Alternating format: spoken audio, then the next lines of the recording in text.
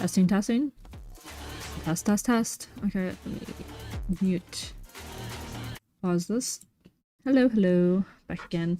My little Halloween costume.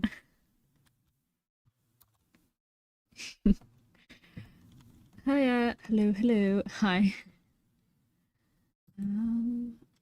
So, we have Dispatch episode 5 and 6 preview to look at, and then we're going to Granny. The first Granny has a Halloween theme that the other two don't have, so I'm going to do the Halloween thing. Also, you see my little chibi's little Halloween outfit as well, so I wanted to be able to use it. So, let me press play. Anyways, how was your Halloween, guys? How did everything go for you? Did you have plans? Did you have fun? How did things go? I'll talk about my plans in a bit. Let me see if I can actually hear this. Yep. There's a poll going around on which superhero you used to be. Maybe he's got an iron stomach. Do we know anybody? Beef! Looks like the red ring was behind. Okay, but immediately there, though, with the super digestion thing, right? Didn't Blazer tell us that the entire branch heard him say, "At least you were born with superpowers"? Did he outright say, "I don't have superpowers," or was... Yeah, because I think all he said was, "At least you were born with superpowers," and then he said, "By your definition, or by your talk of faith, or whatever, I should be an accountant." But I think he also said something like, seasonal depression, no powers, XYZ, none of these things stop me from being a hero. So it's like, why are they like trying to figure out like what his power is when we were told that the entire branch heard him say he didn't have superpowers, which I thought would be a dead giveaway to him being Mecha Man, because everyone knows that the Mecha Man pilots don't have superpowers, or at the very least they know that the last Mecha Man pilot didn't have superpowers, or the last two didn't have superpowers, so it would stand reason that the next wouldn't also have powers as well.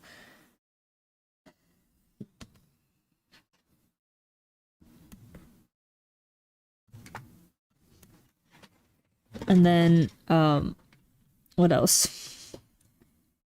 Like, either that or they think he was just talking in general. They think he was just talking, like, generally about how, there are people who are still born without superpowers. At least you were born with powers, type thing.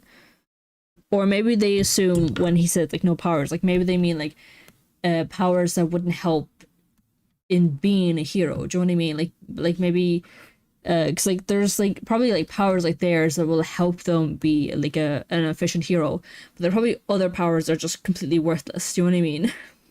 I do like in like MHA, whereas like it kind of covers that like there are the flashy quirks, and then there are quirks that if you're quite creative enough, they can be useful for hero work, and then there's just the quirks that are just completely useless, that they couldn't do much of anything without. You know what I mean? Like, the quirks are completely useless, that you wouldn't be a hero even if you wanted to, so you're basically quirkless. You know, like, so there's probably, like, powers, like, you have temperature control, but that's, like, literally You know what I mean? It's useless for hero work because you can't like defend yourself with it. You can't defend someone else with it. That sort of thing. So they're probably assuming maybe when he said no powers, there maybe means that like his powers are useless for combat or are useless for heroic work. You know what I mean? That could be it also, that they're assuming that when he said no powers, they're assuming that he meant like powers that would be completely useless for hero work. And that's like reason why her suggestion so far has been, oh, super digestion, because when the fuck would super digestion be useful in combat or be useful as a hero? Do you know what I mean? That could be it, honestly. Maybe he's got an iron stomach. Do we know anybody like that? Super digestion? Ooh, beef.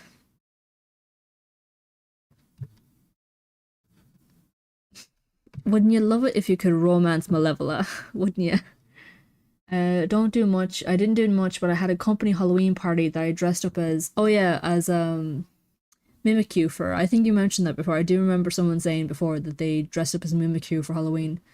I mean, I don't think everyone at SDN has powers, do they? So he could blend in. Or they believe he might just not want to share what his powers are and just told them he's powerless to get them to fuck off. That's a good point as well. They could assume that he's just lying and saying like, oh yeah, powerless. That way they... Because like, that is a thing with secrets as well. Like if you think you know the secrets, you'll stop looking. You know what I mean? So if they were up at this point, like in the background guessing what his superpowers were, and then he goes, I am powerless... It could be them going, oh, he's probably only saying that because he realized we were trying to figure out his powers. And so he told us that he's powerless to get us to like step off, to back off. So that way we'll be further away from trying to guess who he is. Because he's like misleading us or something. That could be it. That's actually a good option as well. I didn't think of that. I was thinking of it like maybe they... like thought he was lying about being powerless, or that they assumed that his powers were like useless for hero work. But that's a good point. Like maybe they think he's lying about being powerless to get them to fuck off and leave him alone, which is a good point. Also, the fact that like Malevola is like, oh, he talks too much. The only thing we've really seen so far is just 1 second. Oh god, I felt that come on. But maybe they think like, what does she mean by talk too much? Because like he doesn't really talk all that much during the calls, and the only time I've really seen him interact with all of them has been that one meeting where he told all of them basically to get over themselves and to start fucking acting like heroes and to have a better second shift. I still love that. Have a better second shift. Like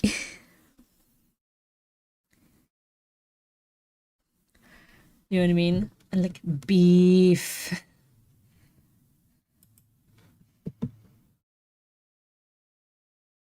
I want the one thing as well, because you kind of see it in the trailer too, but like I want more like cutscenes of the team. Do you know the way like it keeps being Invisigal? You know, like with the donut shop, it was Invisigal getting a cutscene where Robert had to like help her out, or whatever.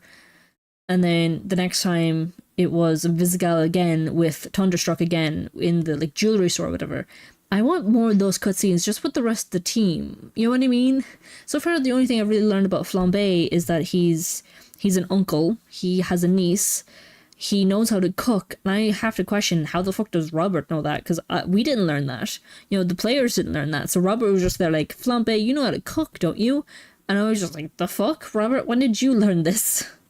When did you get this information, and how did you get it without us? So it's probably information that he had, I guess, before he came into SDN or something. Because like this is only his second day, and on his second day he was like, hey Flambe, you know how to cook, don't you? So it's like he had this information before he came into SDN.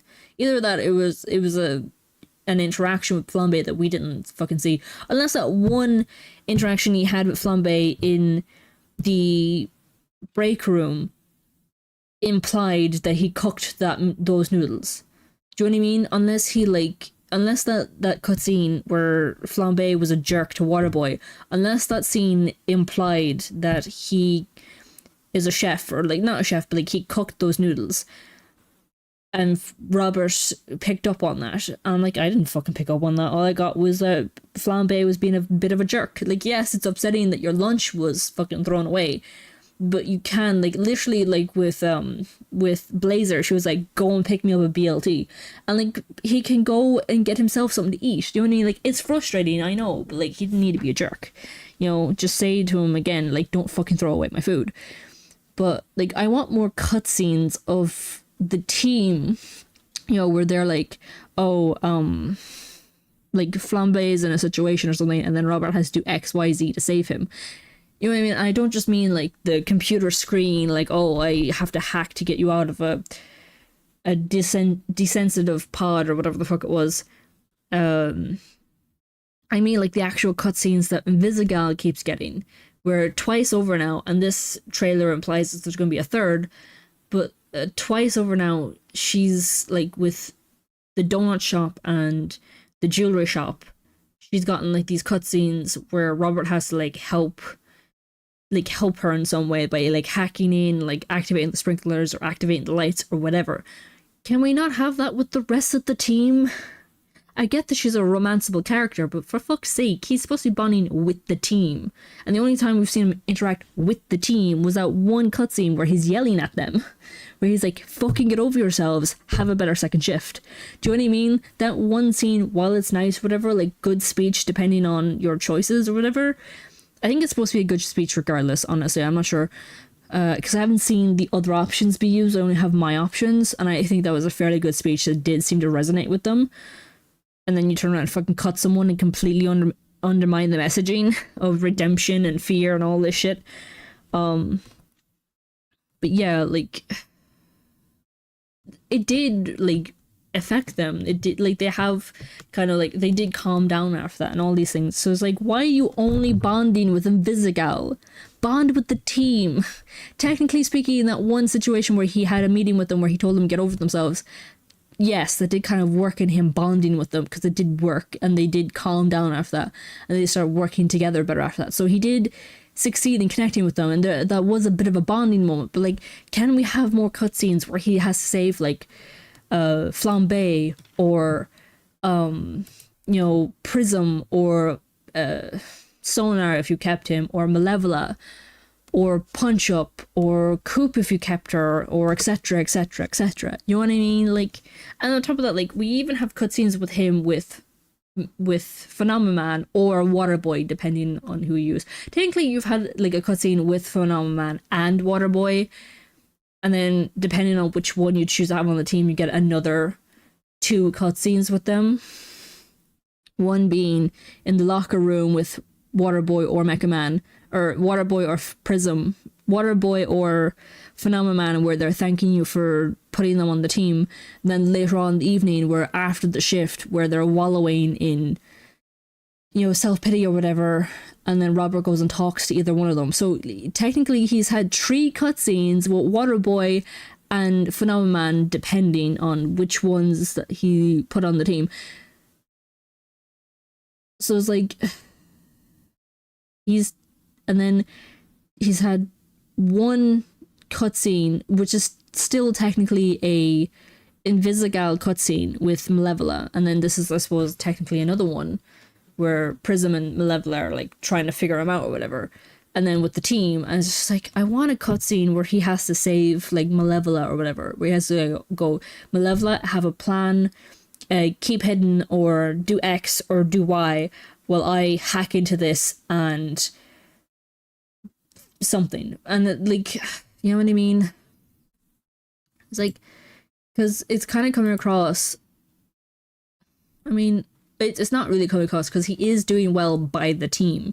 Like, depending on how you're playing it, the team is doing great. You know what I mean? Looks like the red ring was behind this.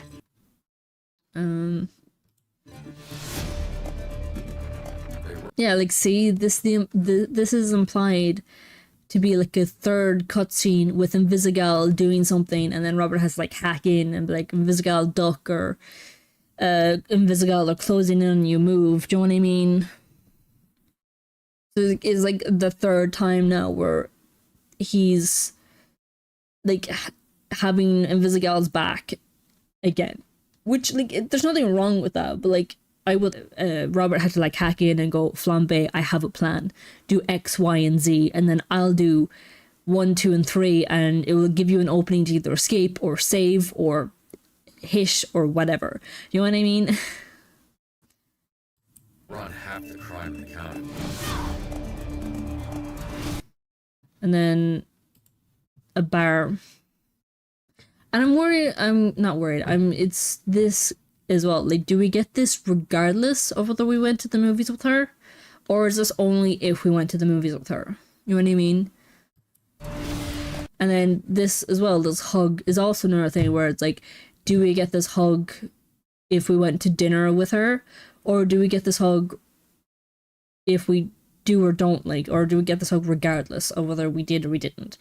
You know what I mean? These could be just character moves. And not to mention, like, she seems kind of sad. So maybe this is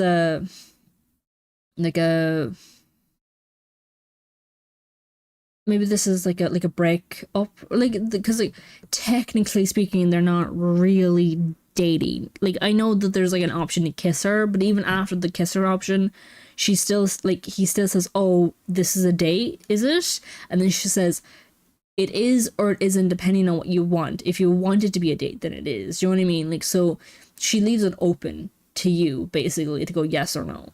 And the fact that like she doesn't outright say yes, it's a date, will always have me leading to believe like, no, even then she doesn't really want it to be a date. She doesn't want it to be seen as a date. That's the reason why she's being vague as fuck about it. So I see the sadness. Either something happened, or maybe she learned something, or this is a kind of because again, if this only happens if you went on the date with her, then it, what do you think this means, honestly? Because like, she looks sad, so like this could very well be a breakup without them being together sort of a deal. Do you know what I mean? Like in like fiction and fan fiction and all that, like it's like, oh, they broke up but they weren't even together sort of a deal. So it's like, this could be that they're kind of quote unquote breaking up even though they weren't technically together. Like maybe this is a, we need to keep this professional type thing, and then she turns around and hugs him. Hug isn't really professional, but maybe it's like a goodbye hug, sort of like a, for now let's just keep this professional and just ignore whatever feelings may or may not be happening between us type thing. Because like, she look at the eyebrows, she's sad. So like, maybe this only happens if you didn't go on a date with her, and so she's upset that she didn't get to introduce Mandy to you. You know what I mean? Or maybe she's upset because she learned you went to the movies with Invisigal instead.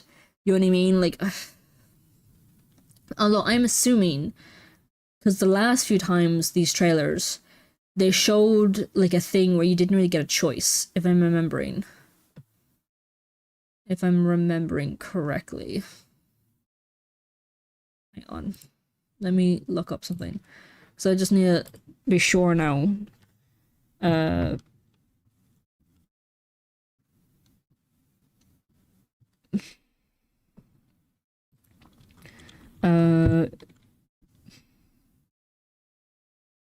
Dispatch preview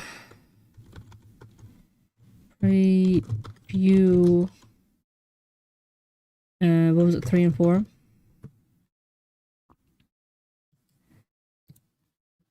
Yeah, like so far the 3 and 4, it's showing things you like, it's showing cutscenes and things you don't get much of a choice in. It's showing things that have to happen. So it's showing like the meeting, and then Flambe, like stuff all over Flambe, in the meeting room, in the break room, hanging out with Royd.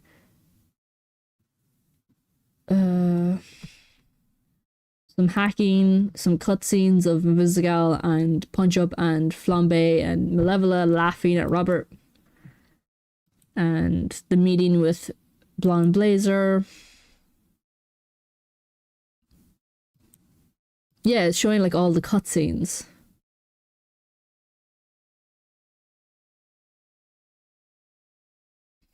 It's showing all the things that happen, regardless of anything.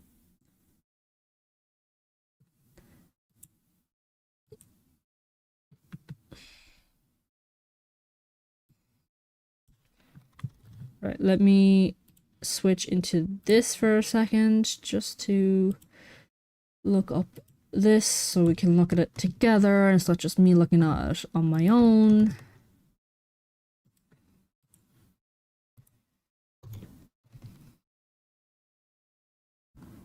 Review.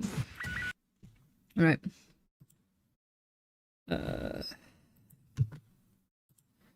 Yeah, see, episode 3 and 4 preview. Yeah, so it's like showing all the things happen regardless of your choices. See? Most people will look around this room and see a bunch of villains. Which weak-ass superhero team did you come? Yeah, and see the way it cut. So it goes from Robert's little speech where then you have a choice between potential pain and fear to then going to what was it?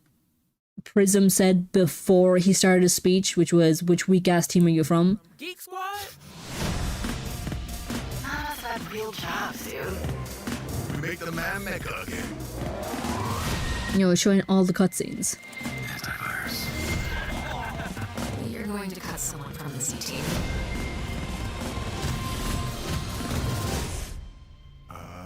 You two got one weird energy going on, huh?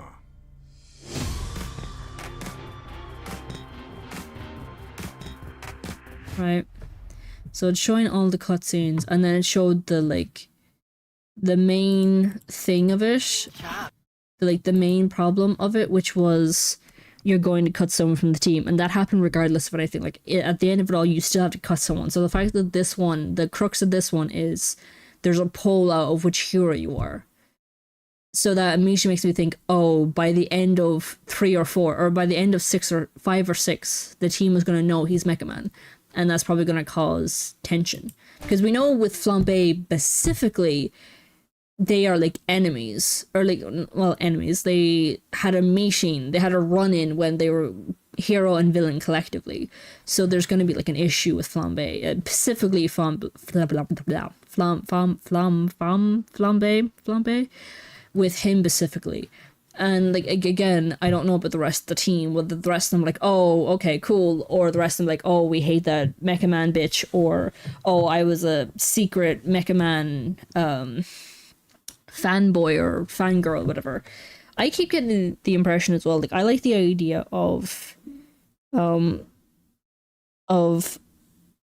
Mandy specifically, so like for Blonde Blazer / Mandy, I like the idea that like Mecha Man was her like celebrity crush, because like when we first meet her, she says to Mecha Man that he's famous, and then he says, I think you're messing up infamy and fame or something like that.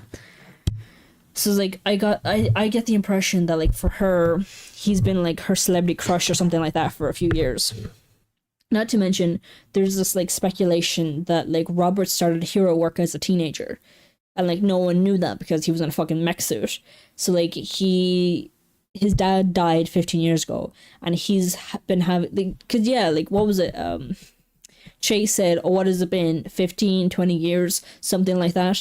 So, he either started as Mecha Man, like, a few months to a few weeks, or a few months after his dad died, or he picked up Mecha Man, like, 1 or 2 years after his dad died. You know what I mean? So, like, people are saying, like, people are trying to speculate, and, like, apparently the wiki said that he was 26 years old, Robert, that is, but then somebody else said that, like, no, that's not the truth, or it was a mistake or something. So, he's in his, like, either late 20s to early 30s. Because I think that is, like, the branch that he's in. That's either late 20s, so it's, like, 26 to, like, say, 32 or something like that. So, like, he's in that branch somewhere. So, like, people are speculating that if he's 26 now, then his dad died when he was, say, 11. And if it was, like, say, 2 or 3 years later, he would have started as Mecha Man at, like, 14 to 16.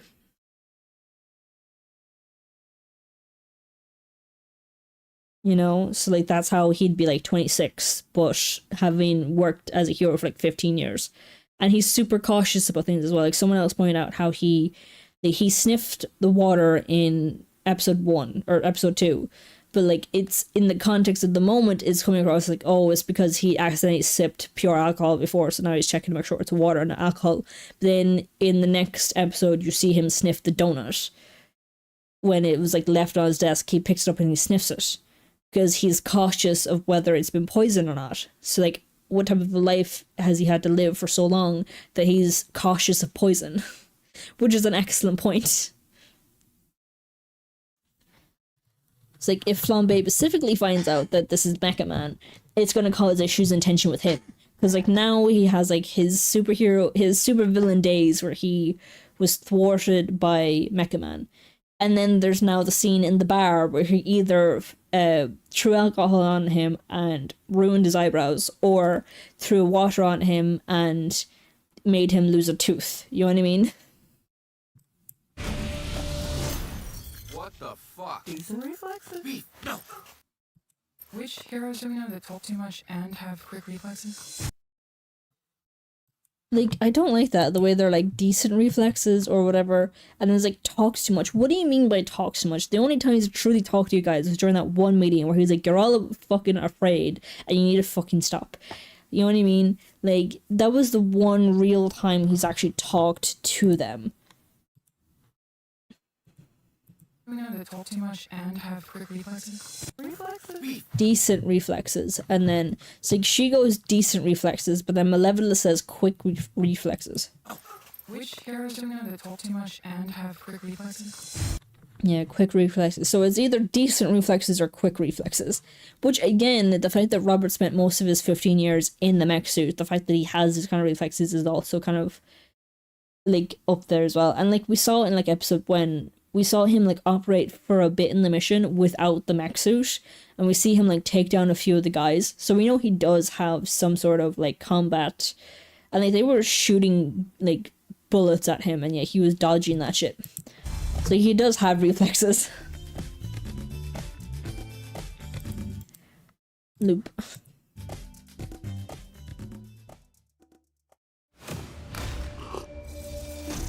There's a pool going around on which superhero you used to be. So yeah, like the fact that the last time there was like a voice line like that, it was, you need to cut someone from the team, and it became something that we got no choice in and we had to cut someone. And now the voice line is, there's a poll going around about what superhero you used to be. So now it's like, right, well, by the end of 3 or 4, it's probably like the end of 3. No, what was it? Yeah, because the last time we got that voice line of you have to cut someone, it was at the end of episode 3 where we had to cut someone, and then episode 4 was dealing with the consequences of having cut someone. So I'm imagining what's going to happen is by the end of 5, is it? Yeah, 5. The team is going to know he's Mecha Man, and then episode 6 is going to be dealing with the consequences of them knowing that he's Mecha Man. That's probably what's going to happen. And yeah, that's probably what's gonna happen. Because Flambe specifically is gonna have beef with him now, and she Prism and Flambe are like besties, right? They're best friends. Not to mention, there was also apparently in episode 3 there's like an option of sending Flambe to Bone Zone. But Bone Zone, and he has a line where he says, he accused me of being a flaming closeted homosexual, and then he says, I skipped the closet and went straight for the clubs. So if that is true, then we have a line basically implying, or like heavily, not even basically implying, it's outward stating that he's gay. So like people are then immediately going, oh, she's a lesbian, and they're the gay lesbian best friends or whatever. So that's a cool idea if that is the case. But yeah, so if Flambe is gonna have issues with you, she's gonna have issues with you. And again, depending on whether you snip sonar or not, then she's having issues with you anyways already. So now like 3% of the team has issues with you. Flambe is gonna have issues with you. Either Malevola or Punch Up is having issues with you, and Prism will have issues with you, and we don't know past that. We don't know if Coop or Sonar will have issues with Mecha Man. Who else is on the team? Hang on. We already know Waterboy is a bit of a fan of Mecha Man. So he won't have issues, and he already knows that Robert is Mecha Man anyway. So Flambe, Visigal already knows who he is. Golem, we have no idea if he will have any issues with Mecha Man. Then Prism will have issues with him solely because Flambe has issues with him. And then, what's his name? I'm blanking on his name. Phenomenon. We have no idea if Phenomenon will have any issues with. We have no idea if that the good hero, Phenomenon, has any issues with Mecha Man. We don't know. Ooh, let me catch up with chat. Sorry. I hope you regret not going to the movies with Invisigal. She looks like she's trying to be empathetic / sympathetic. Are you talking about Blonde Blazer with the hug? That could be it. Yeah, like maybe it's he gets ousted as Mecha Man, and then she hugs him because she's sorry that happened. Because now she knows that he's gonna have issues with the team now. That could be it. That he gets ousted as Mecha Man, and the hug is like an apology. The hug is sorry we failed to keep your identity secret, and sorry for all the bullshit you're now gonna have to put up with. Like something happened to Robert, and she's like, "I'm so sorry this happened." That's what that face looks like to me. Yeah, I can see that because she looks sad in it. So I was like, either something happened where she's like hugging him apologetically, or it's like a goodbye hug thing, but like it's probably too soon for like a goodbye thing yet. Mama Man. Yeah, Blazer in that scene. Yeah.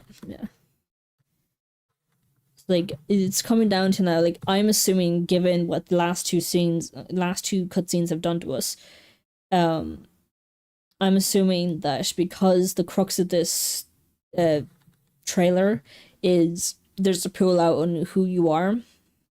My assumption is by the end of episode 5, the team, at the very least, the team is going to know Robert's Mecha Man, and it's going to cause issues in the team because Flambe is absolutely going to have issues with you now. And Prism will have issues with you because Flambe does.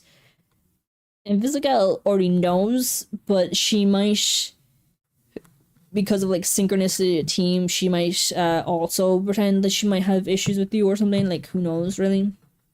Punch Up. Because in this lineup, well, to be fair, in this lineup, we don't see Sonar or Coop. So, depending on your choices, either Punch Up and Malevolate, either one of them already have issues with you. Golem, not a single clue, don't have a single notion. And then we don't really know how Waterboy / Phenomenon is going to take it, and we don't really know how Invisigal is going to take it, because she did know who you were, and she kept her mouth shut. But then it kind of bears the question, like, does she reveal that she knew he was Mecha Man? Because like she did admit in the first episode where we're dispatching for them that she saw him shirtless, so she could admit that that's the time when she found out that Mecha Man and Robert were like the same, you know. Not to mention now the team is gonna like reflect back on that first episode where again, not the first episode, but like the first dispatch where they were talking about Mecha Man, seeing him in the bar or whatever. So they're gonna be like, ah shit, Mecha Man heard us talking about Mecha Man. You know what I mean? It's such a shame. I want to be able to bond with the team, but every episode is just conflict after conflict. And the game is not really allowing us to bond with the team. It's only allowing us to bond with Invisigal, and everyone else is just kind of... the game is not allowing us to bond with them. You know what I mean? Like, we haven't been able to bond with Flambe. We've only antagonized him more. Like, literally... So, Flambe's perspective, right? He had a run-in with Mecha Man a few years ago. Then he has a run-in with him in a bar a few years later after he's no longer Mecha Man. and he proceeds to either throw water or alcohol on him, disfiguring him in some way. And then he goes to work and unknowingly starts like taking orders from Mecha Man after being disfigured by him and having issues with Mecha Man. And then in the break room, Mecha Man calls him a bully and then proceeds to throw something on him again.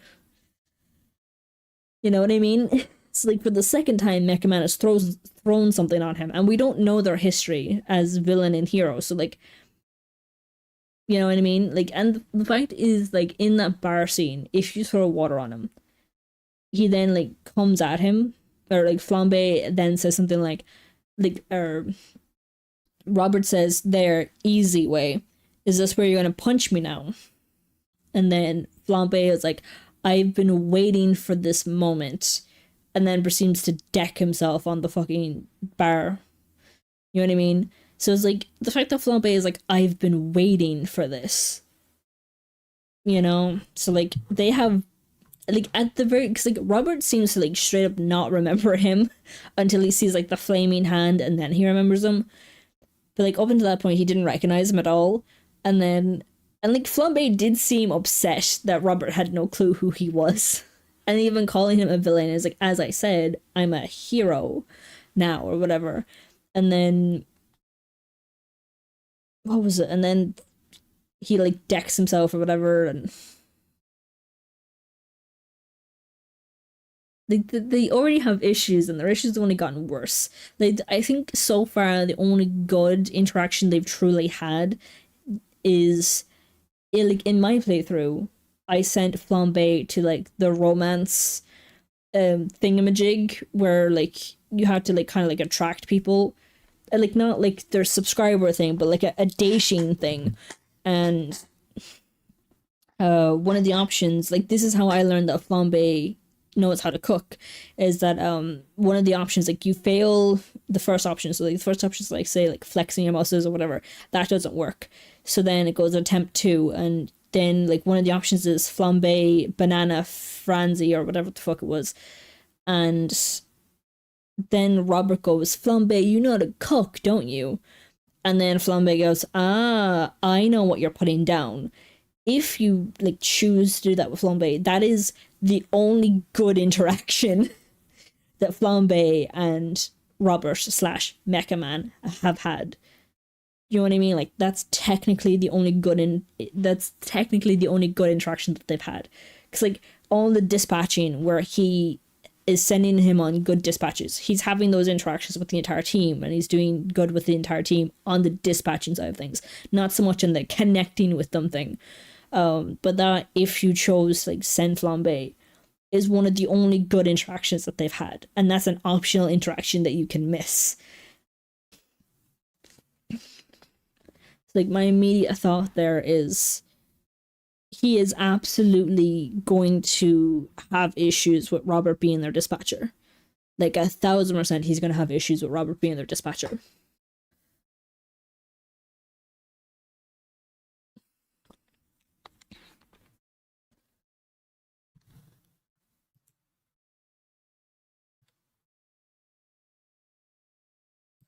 So let me go back to this.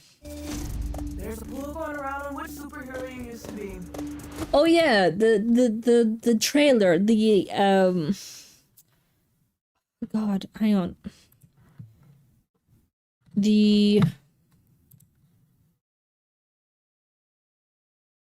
Because yeah, like, that scene reminds me, this scene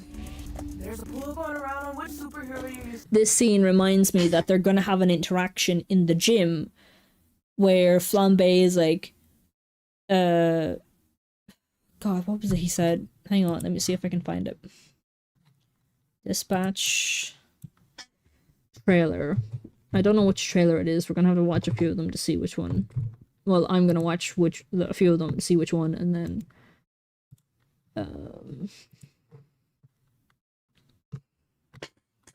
hang on.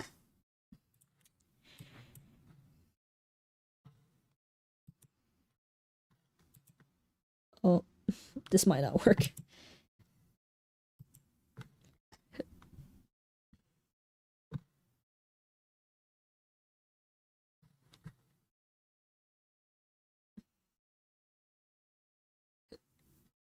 Come on.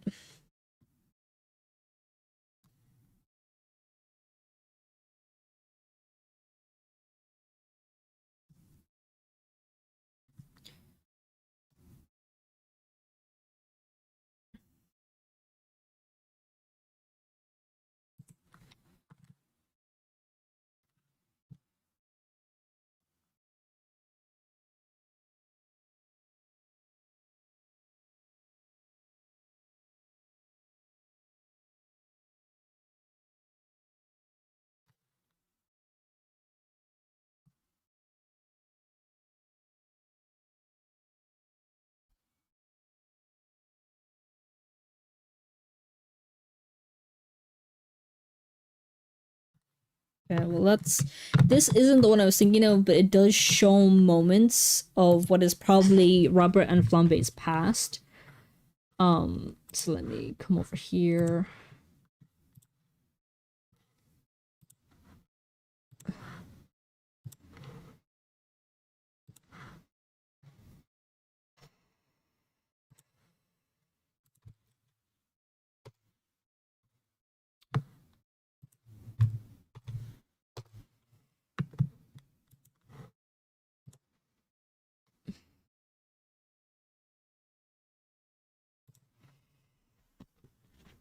What else?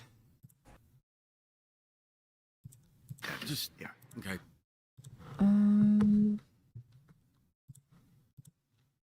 Oh, what moment am I looking for them?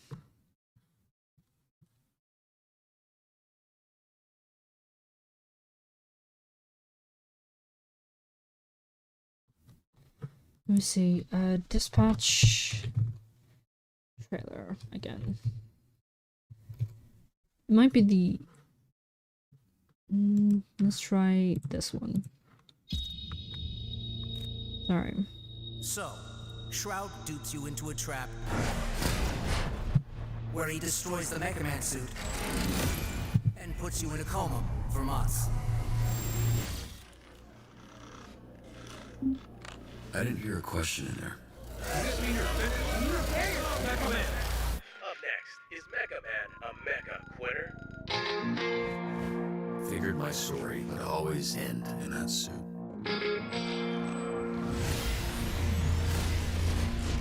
Yeah, like this scene, the speculation is that this is like Mecha Man and Flambe's situation. And like there's more over here.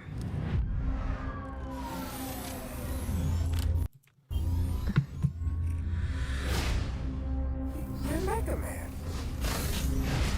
Yeah, like literally, that's Flambe. That's what people think. This is Flambe. So that this is the like villain and hero interaction between Mecha Man and Flambe. Just on the inside. My suit was destroyed. You have a lot left to give. I would like to make you an offer. This is Estienne. How can we help you? You want me to sit in an office and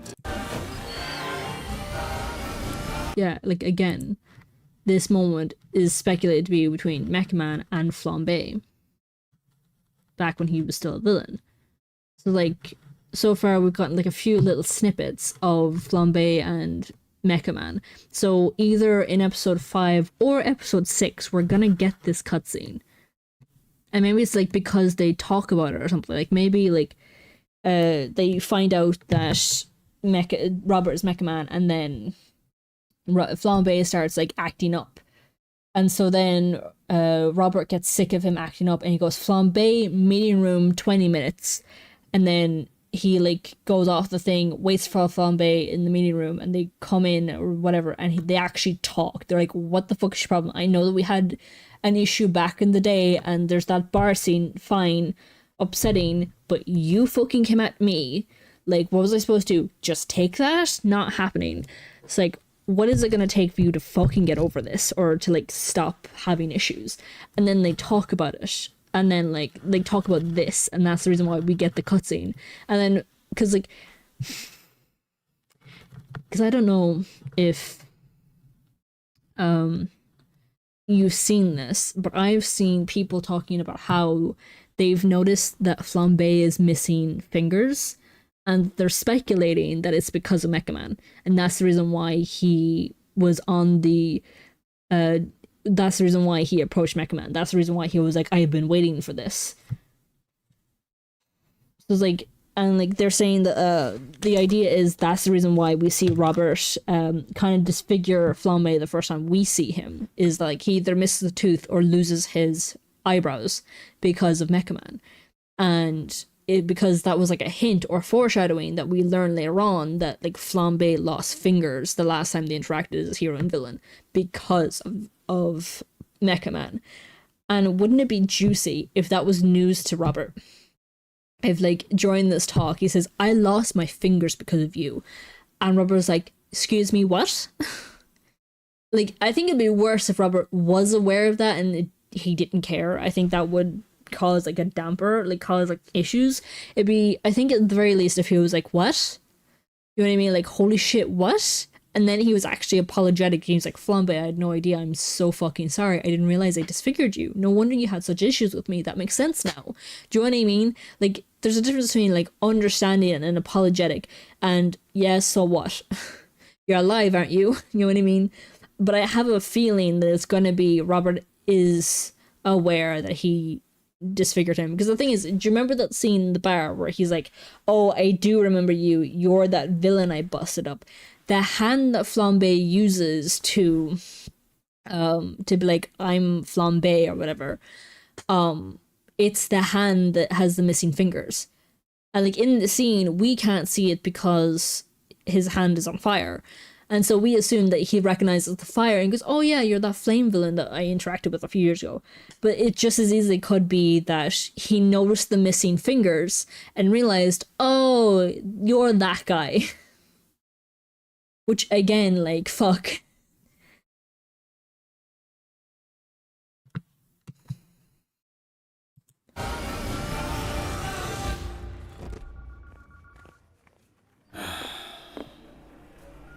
You gonna eat those Twinks?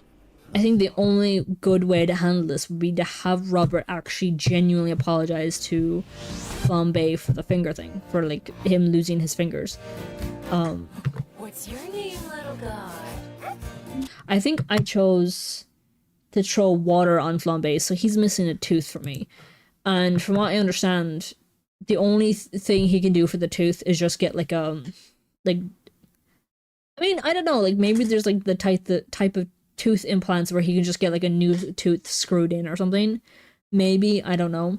But he probably has to get like a denture, like those ones that like are molded to like fit into your mouth. He probably has to get like a denture or something. Or because again, I don't know if like you can drill a tooth in. I don't know if that's a thing. Because I've seen like cartoons and shit like that do that, but that's cartoons. You know what I mean? That's not bound in reality. It's like, and people were actually pointing out that like the eyebrow thing, while it's more visible, is temporary. His eyebrows can and will grow back. But the tooth thing is more permanent, and he'll have to get like some sort of like dental work done in order to fucking repair that. Whereas at least with the eyebrow thing, they'll grow back on their own. But the tooth thing is more permanent than the eyebrow thing. And that's a good point. Yeah, I was looking for the gym scene. It's time for you to accept that you don't got it anymore. You need to be behind that desk to help actual hero. I'm so upset at the idea that this might be the only good interaction that the team has ever had, because we see both Sonar and Coupe there. So this is like the scene where after Invisigal brought in the Thunder Dude. So this is like the idea that this is the only good scene that this team is going to have, because one of these two got cut after this. And they're not going to have like this kind of good rapport after this, because last time they had this good rapport and they were finally bonding with each other, one of them got. Actual heroes. Like, yeah, like this scene. So this has to happen in... Actually, that's the question. Does this happen before he finds out that he's Mecha Man or after he finds out that he's Mecha Man? I don't know if he'd be this civil if he found out that this is Mecha Man. Actual heroes. You need to be behind that desk to help got it anymore. It's time for you to accept that you don't got it anymore. You need to be behind that desk to help actual heroes. Now, get your flat ass off my bench. Yeah, like look, even like here you kind of see the hand. And like when I first saw this, I thought it was just like his knuckles.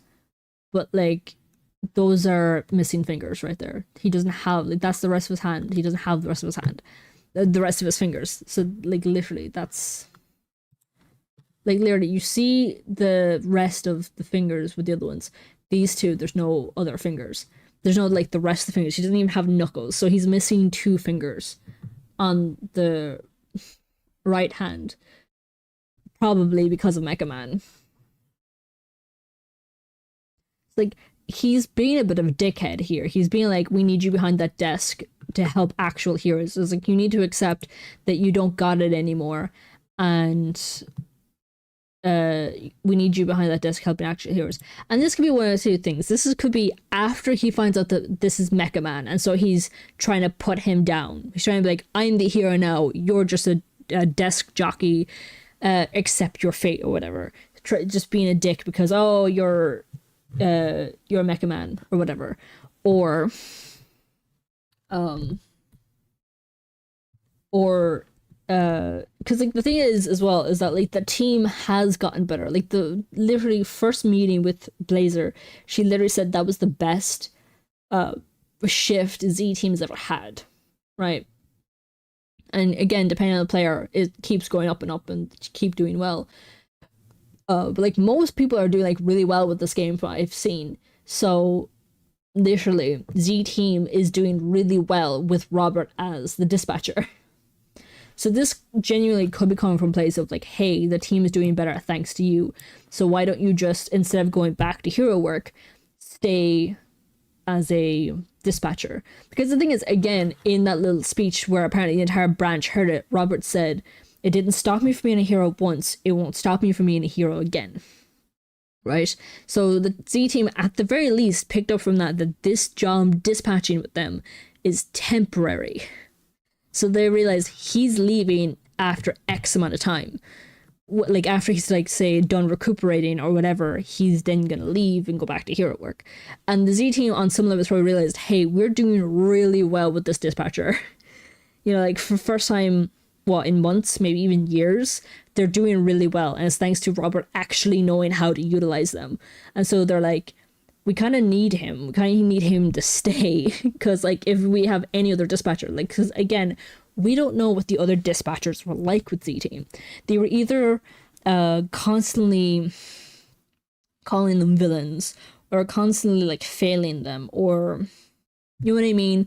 Like, we don't know what the other dispatchers are like with Z-Team. And the fact that they're doing so well with Robert, to me, kind of says that like it was less of the team being villains and it was more of the dispatchers failing them somehow.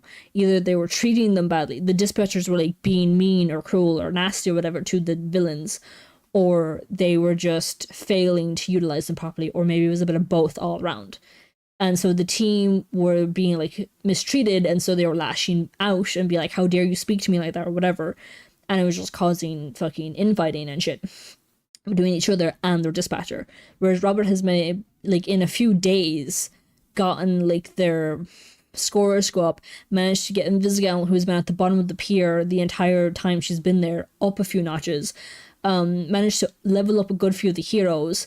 And like literally by the time, like when we get them, right, they, like, I don't know if they've been leveled up at all, but like we get told that they're all rank 1s or whatever, and then it's Robert that, like, say sends Flambe or Sonar or Coop or whoever to flight school, and then sends them to training with Blazer to learn XYZ thing, right? So it's like, it's Robert we see actually helping them like improve and grow and actually get training and shit like that. Like, we didn't start the game with Flambe flying, you know what I mean? He only got his license because of and thanks to Robert, do you know what I mean? And the same with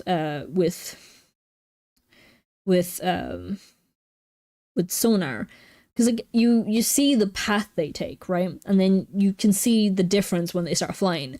It's like when they're just walking, you see the path they walk to get to the situation, right? Well, like they're not walking, they're like speeding as much as they can to get there, but they're like traveling through the roads and stuff like that. But then when they start flying, you see them just go straight from the building straight to the situation that you sent them to. You can see on the monitor that they're flying, and you can see at the very beginning, even sonar, even though he's like a bat monster, whatever, like a bat dude, he doesn't fly anywhere because he doesn't have his license, so he's not allowed to. You know what I mean? So like you it's like the fact that like when you get them, from what we can tell, they have no training, they don't have their licenses for flight or whatever, etc., whatever other like upgrades and stuff that come later. They're still baseline. They haven't improved at all from, again, what we know. Like maybe they got like 1 or 2 points from, like, not points, you know, like upgrade points from some of the other dispatchers, maybe. But like Robert is the one where they're actually thriving. You know what I mean?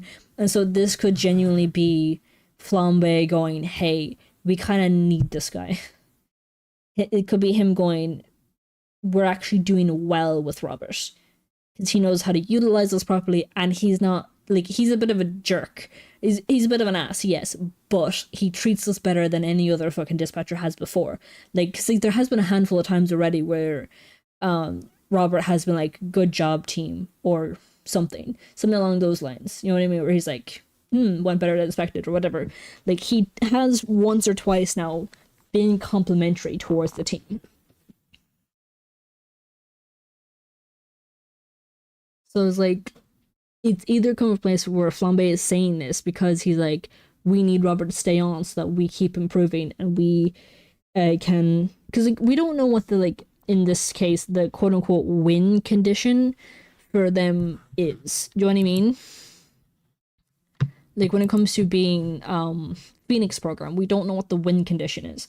We don't know when they are then considered like full-fledged heroes. Do you know what I mean?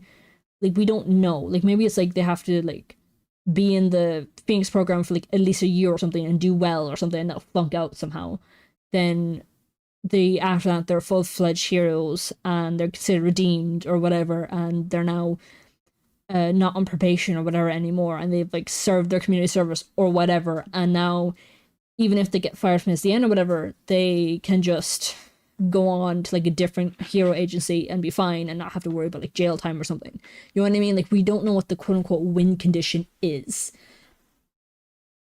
But I can definitely see Flambe picking up on the fact that like they need Robert to like stay on with them to keep the kind of like, I guess, win streak, I don't know how else to put it, going. That like he realizes like, hey, as long as we have Robert, we've been doing well, and we'll keep doing well as long as we keep him.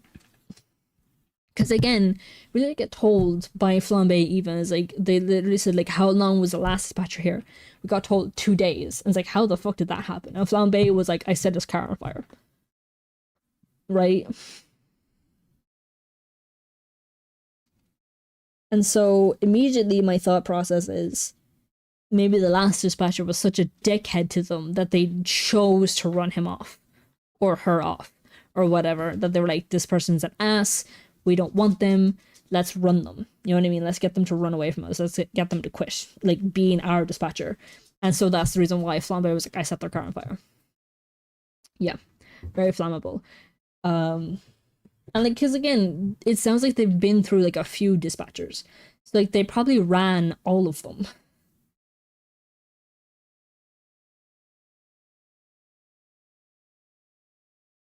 You know? So like, Robert so far, like, to be fair, it's day 2 for Robert. I was just about to say, like, Robert's been here the longest, but then I was like, no, wait a minute, it's day 2 for Robert, whereas we were told that the last dispatcher was there for 2 days. And that's just the last dispatcher. Like, again, they probably had, like, say, 10 dispatchers or something like that, and they've all probably been, like, run, because, like, because, like, that was the last dispatcher. We don't know, like, how long a dispatcher's actually stayed with them, you know what I mean? It's like, maybe the longest time has been, like, a week or something. So like after he's been with them, say like 2 weeks or a month or something like that, then the team is like celebrating, like there's like a little like party or whatever, and then Robert's like, what's the celebrating, like, cause they're like what are we celebrating? And it's just like, oh, you've been here a month with Z Team, whereas Z Team, the longest the dispatchers ever stayed with Z Team has been a week.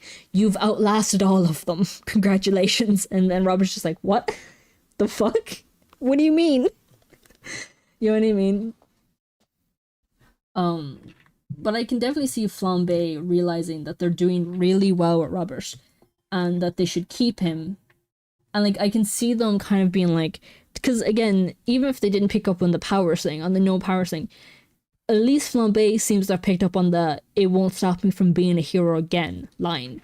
So he's definitely picked up on the, oh shit, he's gonna quit dispatching and going back to be a hero. And so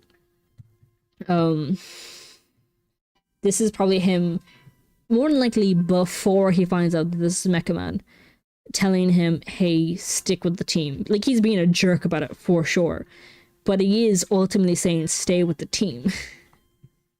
Got it anymore. Like, again, he's being a jerk about it. Also, why is he saying it's time for you to accept that you don't got it anymore? Because the thing is, like, I can definitely see him saying this after he finds out that Robert is Mecha Man. I can see that, but at the same time, I feel like he'd be meaner about it if he knew that Robert was Mecha Man. You know what I mean? Like, this is a jerk thing to say, but he's also being gentle about it in a way. So I feel like if he knew Robert was Mecha Man, he'd be like, he'd be saying worse than it's time for you to accept you don't got it anymore. He'd be saying something like Mecha bitch or whatever, because like literally, didn't he call him bitch in episode 1 with the bar or whatever, at the bar or whatever? It's like, I don't believe he'd be this nice about it, because like he's still being a jerk, but he's being gentle about it in some way, in a way. So I feel like if he knew he was talking to Mecha Man, he'd be meaner about it. He'd be like, you should just accept, bitch, that you don't got what it takes to be a Mecha Man anymore or whatever. You know what I mean? Like, I feel like he'd be meaner about it. So I feel like this happens before the team finds out he's Mecha Man. We need you behind that desk too. And then my problem with it there immediately is the actual heroes part. Because that line could definitely be said after he finds out that this is Mecha Man. You know what I mean? Because like, again, the others were like, oh, what power does he have? But like, maybe he picked up on that he meant that he doesn't have powers. You know what I mean? So like, maybe he's realized that means that this is Mecha Man. So it might even be the case that like the team hasn't figured out this Mecha Man yet, but he has figured it out from that. Having no powers hasn't stopped me from being Mecha Man or being a hero, and it won't stop me from being a hero again. So maybe he's picked up on, oh, this is Mecha Man. Time to be a prick to him. Now, get your flat ass off my bench. And like literally, like he's petting him on the head with the hand that theoretically Mecha Man disfigured, right? It's like literally bar. He puts his hand out. It's on fire, but it's this hand. It's the hand that's missing fingers that he shows to Mecha Man. You know what I mean? And that's when Mecha Man is like, oh, you're that hero I busted up or whatever, or you're that villain I busted up a few years ago, whatever. So, like, was Mecha Man recognizing the fire, or was he recognizing the disfigured fingers? The, like, fucked up fingers? And going, oh, you're that guy. Like, what was he recognizing? The fire or the hand being disfigured? For him to go, oh, shit, yeah, you're that villain from a few years ago. I look at Robert's face. This is not going to end well. They're going to fight or have issues now. The thing I don't like about this game so far is like it's making you make choices I don't want to make. It's like Robert is absolutely going to say or do the wrong thing, and they're going to end up in a fight or something. Because like every single time these two have unintentionally in ways come to blows, like bar scene, water or alcohol, you know, Flambe gets hurt in some way. Next time they're in the break room, they're basically just ignoring each other until Flambe is a jerk to Waterboy, and then Robert confronts him and says, "You're being a bully." And instead of listening, and the thing is, like, instead of Robert listening to Flambe and being like, because like, Flambe for a second there was kind of contemplating and goes, "How am I being a bully?" And then he kind of stops and he does stand in the doorway, but you can kind of tell he's contemplating, and then he turns around and he says, "In fact," and then Robert throws something at him. So Robert didn't register that Flambe was actually contemplating what he said. And he did say, "How am I being a bully?" So it's coming across that Flambe doesn't realize just how much of a jerk he is sometimes. And so that could have been a teaching moment where Robert was like, "Yes, you were being a bully. You should stop doing that." Do you know what I mean? Like, it could have been a teaching moment, but instead Robert was so focused on what should I throw at him, he didn't pick up on Flambe not realizing that he was being a bully. And so then Robert ended up becoming the bully in that situation and throwing something at Flambe and then getting him in trouble with Blazer. And like Flambe pointedly, Flambe also doesn't rat Robert out in the situation and say, "Hey, he threw this at me or on me or whatever." Because I think on some level, Flambe does realize that Robert is doing to him what he literally just did to Waterboy. So like he does pick up on that, and like Flambe doesn't like give Robert shit for that. You know what I mean? Like that dispatch, Flambe like does his job and like doesn't have issues with Robert. Do you know what I mean? Like with like Punch Up or with Malevola, they're all like, "Oh, whatever, man, I'm gonna go because XYZ or whatever," or like they refuse to go on missions and stuff like that. So like Flambe doesn't do that. After you've literally thrown something on him, he doesn't turn around and go, "You know what, do it yourself." You know what I mean? He doesn't refuse a job.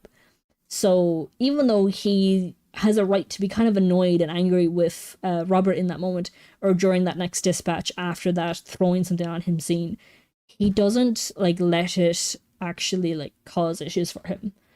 Like he doesn't like backpedal and be like, "You know what, Robert, do it yourself," or, you know, refuse calls or anything like that. So like he's being as professional as he can be, you know. So like I feel like this is gonna be another moment where Robert will probably, because like, yes, Flambe is being a jerk here, but this does not have to escalate. But look at Robert's face. He is absolutely going to escalate this. And the thing is, I pointed this out before, but like so far Robert has managed to be mature and somewhat professional with majority of the people he's come across, with majority of Z Team as of so far, and depending on like his relationship with Mandy as well, depending, like, because I feel like even though he went to dinner with Mandy, the only way it's unprofessional is if he actually kissed her, which I didn't kiss her, so that's not unprofessional in my opinion. They just had dinner together, that's it. There doesn't have to be anything more than that. Let's see.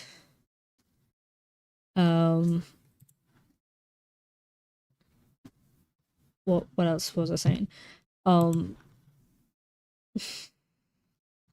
Flambe and Robert, like in the dispatching side of things, have done really well together in the sense that like Robert knows a handful of things about Flambe now. Like he knows he has a niece, he knows he can cook somehow, some way he knows that Flambe can cook. I don't know how he learned that. We didn't have that information. So unless he learned that back when he was Mecha Man, like we don't know how Robert learned that. Like literally the fact that like, I don't know, I'm hoping that Robert doesn't escalate this, or that we get a choice of whether it escalates or not, and that we choose not to. But like, I'm gonna choose not to, because like, Flambe's been a bit of a jerk here, but you know what? I kind of get where he's coming from. I don't like what he's saying, because I think he's putting it down to like, "Oh, you're not a hero anymore, oh, you don't have powers," or maybe this is after he finds out. Because like, if this is before he finds out this Mecha Man, still a jerk, but I can see where he's coming from. But like, he's wrong to be like, "Oh, you don't got it anymore," whatever, and helping actual heroes. It's the actual heroes part that kind of annoys me. Trying to be like, "Oh, you're not a hero, you never were a hero," and it's just like, fuck you. I don't like the implication of that. You know, I think out of everything Flambe has said, it's the actual heroes part that has annoyed me the most.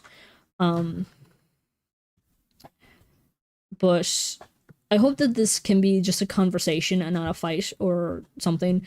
But then again, if this also happens after he finds out that this is Mecha Man, this is still him, like, again, still a jerk.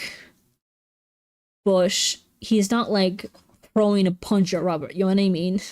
He's being condescending and an asshole, but he's not starting like a physical fight, though he is provoking him basically. And you see Robert's face is kind of working. He is active. He is provoked. You see the look in his face. It's working to provoke him. Like, I hope that this becomes like a conversation. So like maybe this is the pretext to like that cutscene where we see like the context between Flambe and Robert as hero and villain. Like maybe like one of the options is like probably like there are different options, but all of them would lead to them actually like talking, and then we get the cutscene of like seeing them as hero and villain. Honestly, what would probably happen is like it'll probably be like episode 5 ends with the team finding out that he's Mecha Man. Then episode 6 starts, and the other way, like we got that opening cutscene with 4. The opening cutscene for 6 will probably be the history between Robert / Mecha Man and Flambe. So we'll probably get that cutscene of like what happened between them back in the day as hero and villain, and then episode 6 is going to be dealing with the consequences of the team now knowing that you're Mecha Man. And it's probably going to be Flambe causing issues, and then Prism following his lead basically, and then God knows what the rest of the team is doing. And like either Malevola and Punch Up, who already have issues with you anyway, will also kind of like ramp up as well and be like, yeah, fuck you, Robert, you know what I mean? Looks like the Red Ring was behind us. And we once again only see Robert like do the like cutscene thing with Invisigal and with no other member of the team. Can I get eyes down here? Good. I need you guys to focus. Heard the team scuffling with the red. And then there's this scene as well where they're all at a bar hanging out, I guess. Ring. Then Robert literally runs into this guy. Don't bother that. And this guy is like looking at him, you know what I mean? Like the way he's looking at him, it's not in a I know you're Mecha Man, or it's not in a hateful way. It's just kind of like assessing, you know, like looking at him like, do I know you kind of thing. Like is like trying to figure him out kind of a look. But the fact that like out of all the people there, he was standing directly behind Robert. Then at some point. If you poke the hive, you're gonna have to fuck the queen. That's not how bees work. But if we kill the queen, we rot the hive.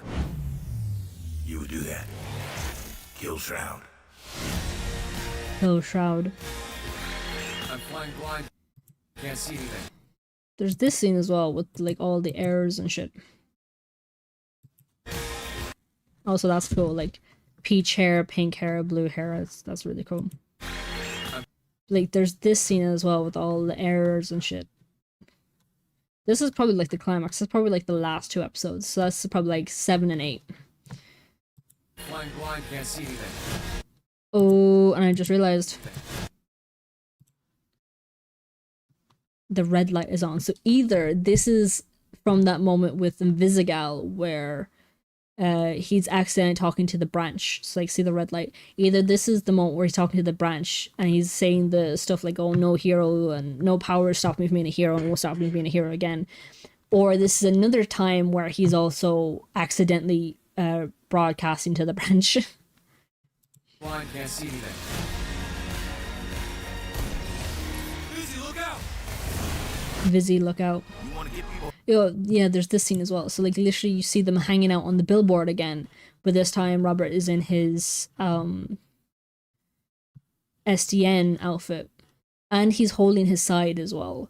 So like maybe he's injured or something. You wanna get people hurt? Get people killed? And then this is the lab, so maybe like someone's breaking into the lab, because like that bit with SDN with what's his name?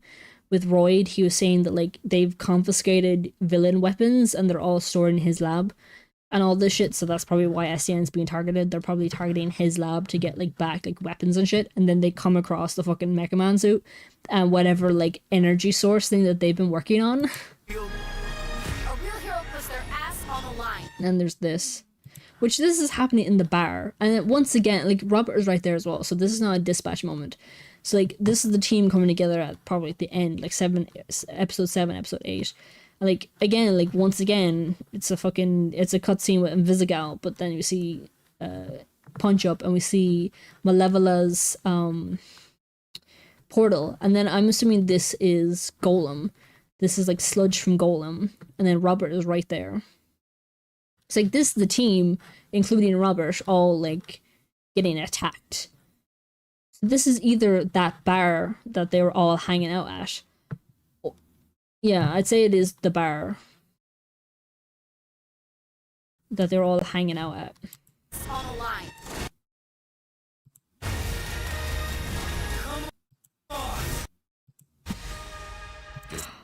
Oh. Just be careful, kid. Be careful, kid. Oh, he absolutely cut Flambe's fingers off. Shit, look at this shit. He cut Flambe's fingers off. Shit. Just be careful, kid. The answers are out there if you just listen to the wind. I bet you 10-1 we won't get these options. We will not get these options. It will just be the game will choose the listen option and then the laugh scene.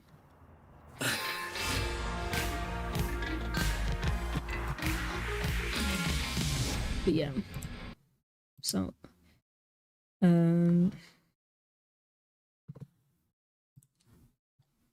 okay, well, I know I'm looking forward to 5 and 6, and while I'm here, let me remember to switch into Granny now. But yeah, I think that's really everything that I had to say for Dispatch, I think. Because like we have to wait until what, like next week? Not next week, it's Monday. Well, actually it's after midnight for me, so it's Tuesday. So tomorrow, Dispatch is coming out tomorrow.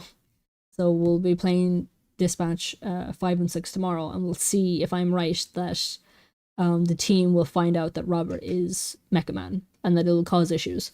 Probably.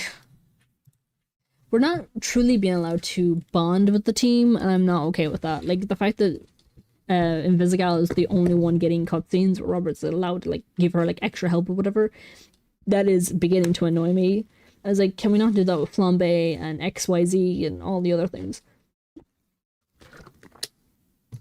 But yeah, who knows, maybe.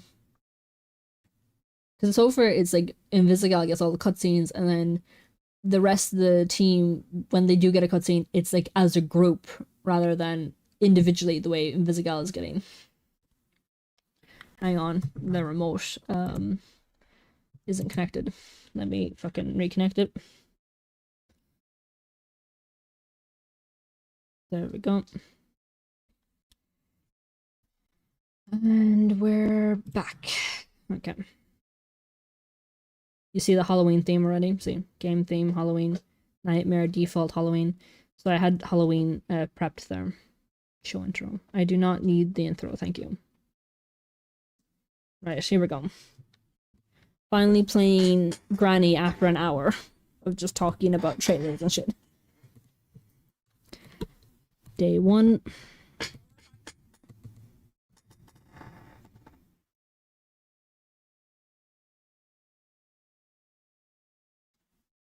Let me know if the game audio is too low.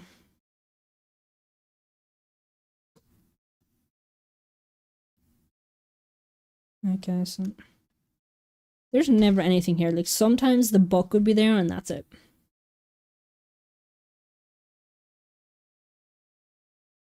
This shit's scary as well. Like the mouse, the bats, there's skeletons that run around as well.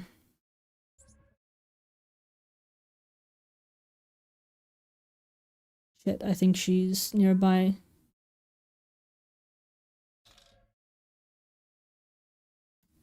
Also, like, see the mice? Like, those fucking cunts, they bite you.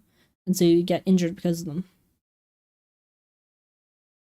I swear to God, this is darker. Like, I know it's darker because Halloween, and we're using a lantern now and not a lamp, but it feels like this is darker than the last time I've even played this, because I tried this mode already.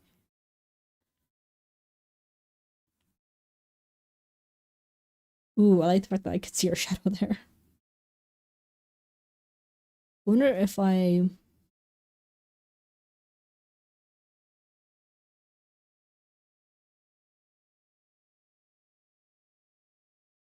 just curious if opening that will trigger her to come back this way.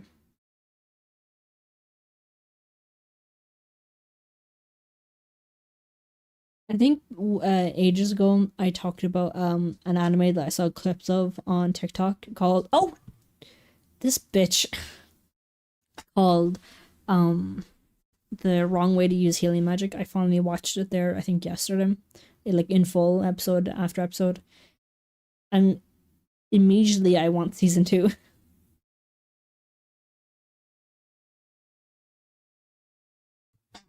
Let me get my water, bring it closer to me. I'm actually almost out of water.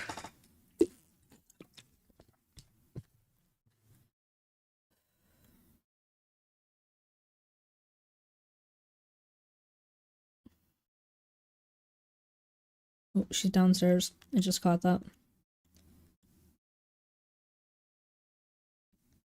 Also, sometimes there's like an item there.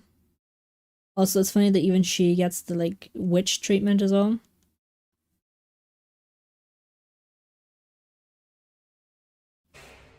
Oof, fucking spider. Jesus. I forgot that happens sometimes. Ooh, nice.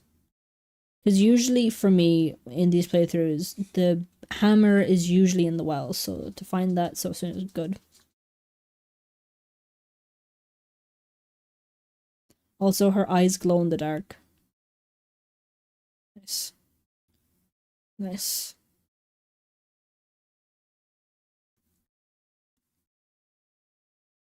Also, with the lights, with these lights, you have a chance of like bumping into them and they make a sound. So that's great. Ooh, the mouse. Oh shit, that thing fell.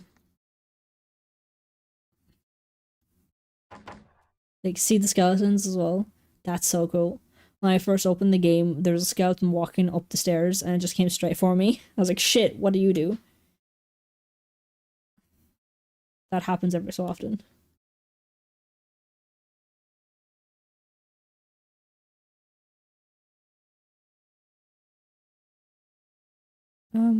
Where's the... Didn't I see like a picture frame thing? I don't know if these guys alert her as well. The way they laugh and shit. For fuck's sake.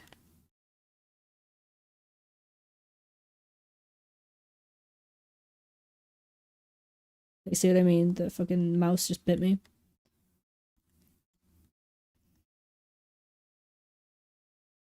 Like, the hunting music that she has now is different.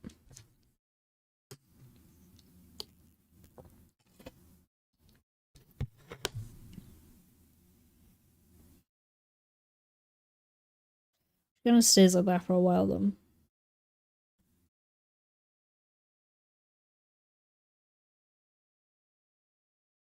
Right, well I don't see I was about to like I don't see her, but there's another fucking skeleton. Did that update, by the way? I need to check.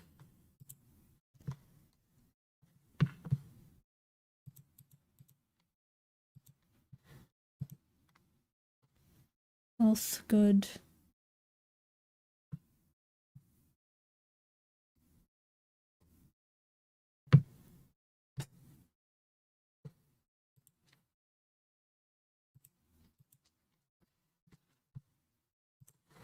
Um...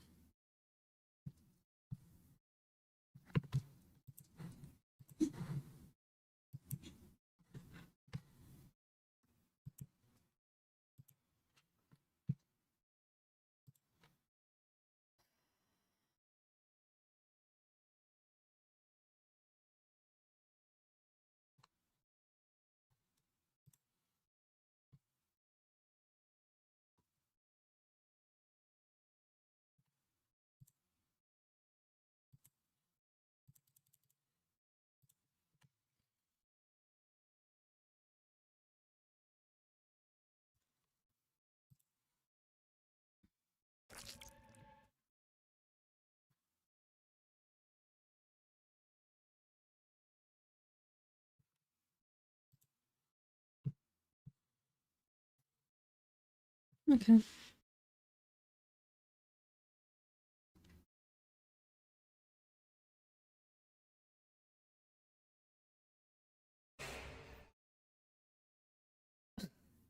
The skeleton fucking scared me there. I was like, what the fuck?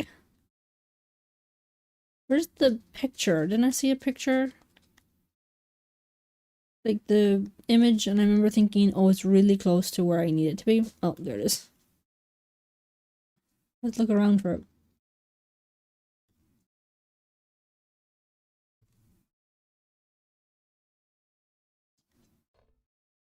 Of course. Well, at least I can guarantee she's going back that way now.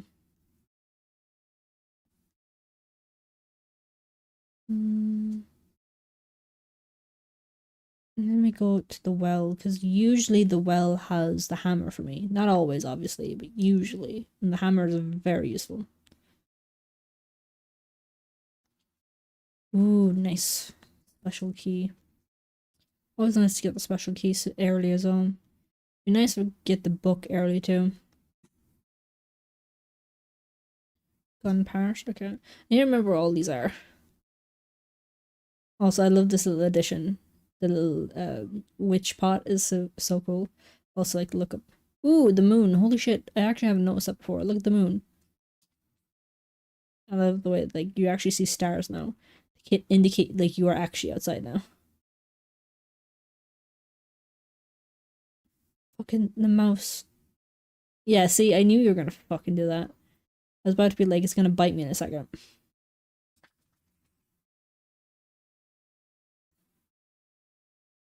Because it's not always the hammer, but it's very useful when it is, and it usually is for me.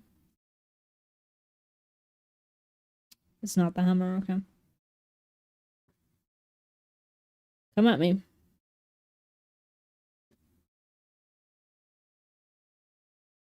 You know, I copped the sound of the door opening a bit too late. It's only when she opened the door I was like, oh shit.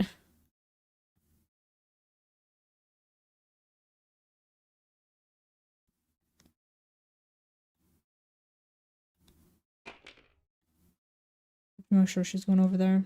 Fucking spider. The first time I played that got me. I was like, holy shit. Fucking mice or rats or whatever the fuck these are. I shouldn't say that too loudly, actually. Oh my god. Can the mice actually kill me? Can they, like, take enough blood from me that I can die? Fucking skeletons, I swear to god. Like, all they can do is, like, obstruct your vision a bit, but yeah. Stop it. I'm actually beginning to wonder now, like, can the mice actually kill me? They've bitten me so many times now. I wonder if there's anything here. No. It's not even, like, the bullets. The bats as well is so fun. So funny. Yeah, because usually there's, like, a thing there.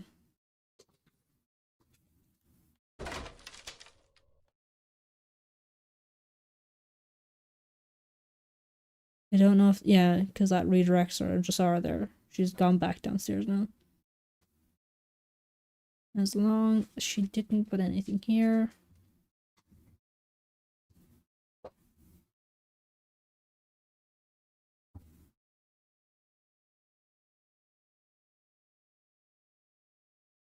Okay.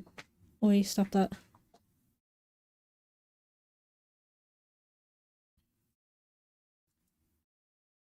Let me know if you can hear me okay, by the way.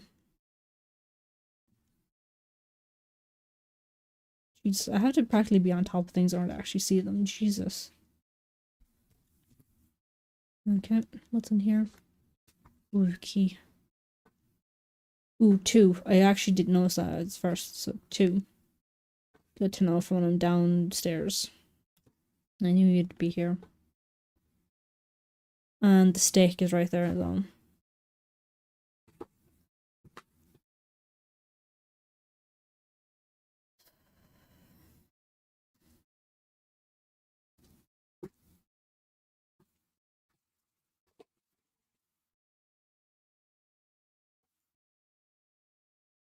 Don't know if there's anything that's happened to, like, director here. Yeah, she's right there. From the fact that I just caught that like little bit of the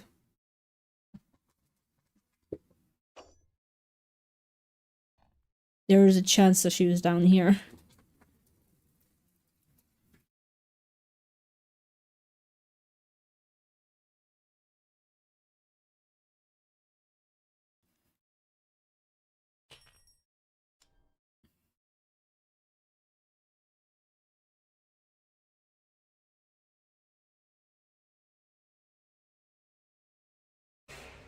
Jesus.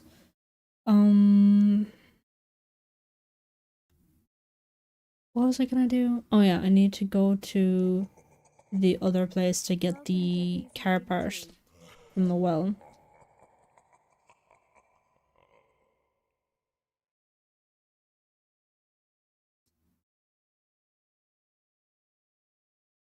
Oh, did someone follow or something? Sorry, there wasn't an alert. I didn't hear anything. Where's the alerts? Yeah, sound alerts is it should be there. I don't know why it's not working.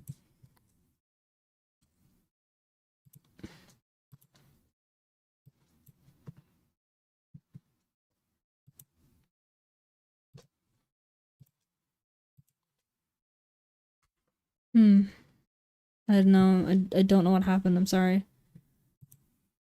Did someone follow or something? Hang on, let me check stats.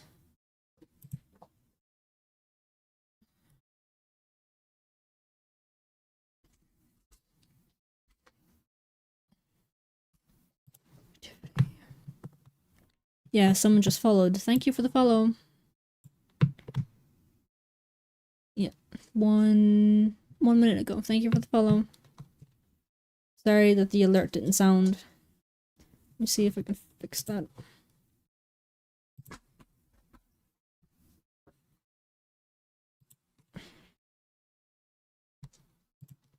Come on. Son of a bitch, she's here now.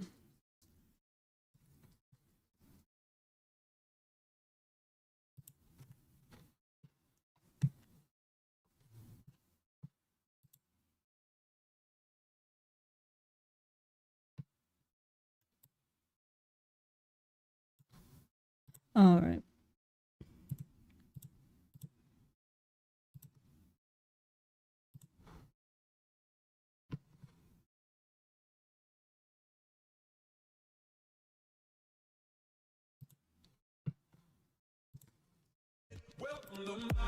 There we go.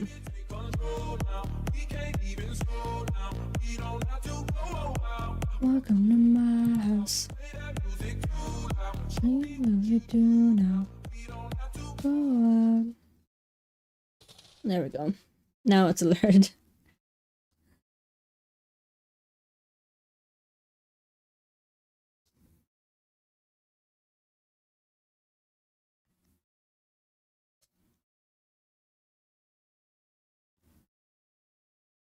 Okay. Let's alert her to come out here. Fucking mice, rats, or whatever the fuck.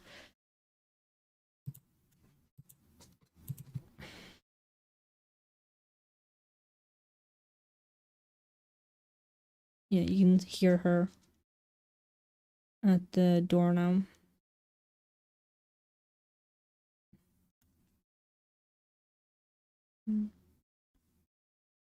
So dark, I can hardly see. Goddamn.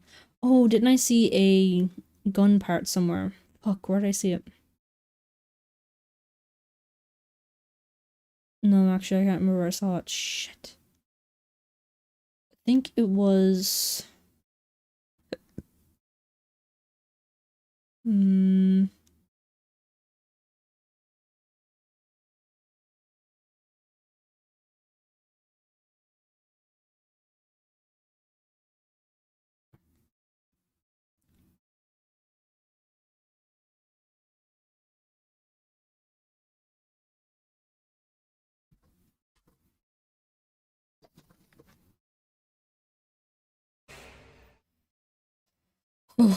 Okay. Sometimes that spider gets me and sometimes it doesn't.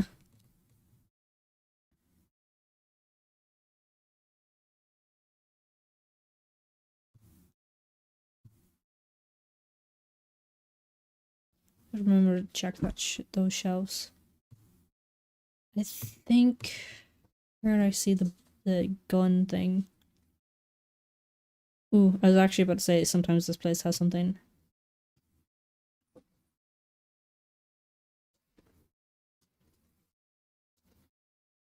Where did I see it?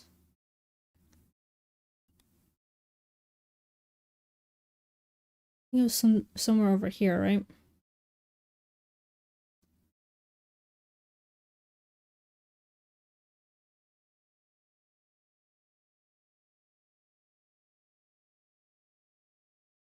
Nope, I think it's over there. There's nothing over there. Bitch. I wish you could like sneak over here, like through this place. Because the only way through that is with this. And I think one of her things, like snapping shit like that, it always alerts her.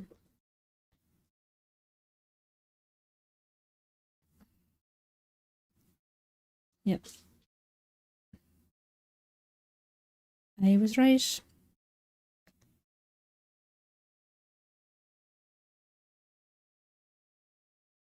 Where, oh where will I find the the shotgun thing?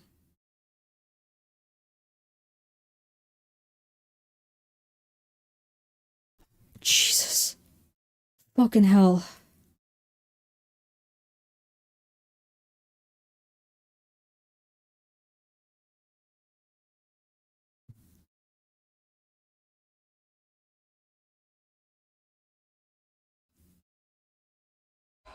Sometimes that works, sometimes it doesn't. Well, I know where the key is now. Where did I see the shotgun piece? I found like 3 things back to back and I was like, shit. Where did I see the shotgun piece? Was it outside in the yard thing? I'm just not realizing I think it was. I think it was outside in the yard. Usually she remembers the last time she saw you, so she comes straight for it. Yeah, like say she's coming straight for me.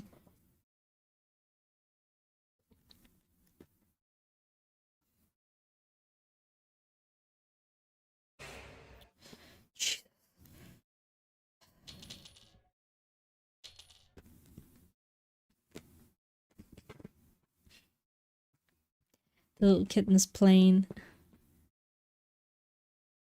She only pays attention to me when I'm ignoring her. So like when I'm playing a game or something like this.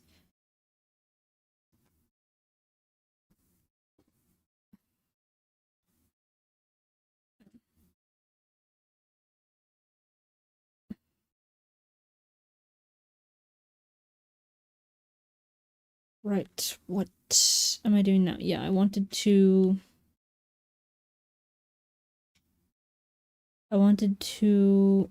come out here and just check if the gun part was out here, because I think it is. Yep, there it is. Right, let's alert her to come out here.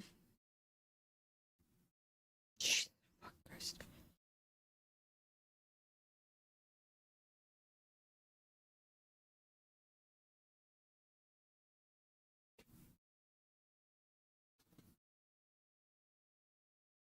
I didn't hear her at the door.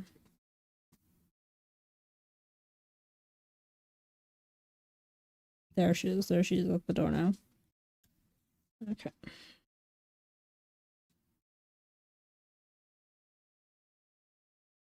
Well, I have the weapons key now as well. When I was replaying this like yesterday, just to see, just like brush up on stuff. Off. I realized while playing it that I forgot that the weapons key. Oh, for fuck's sake.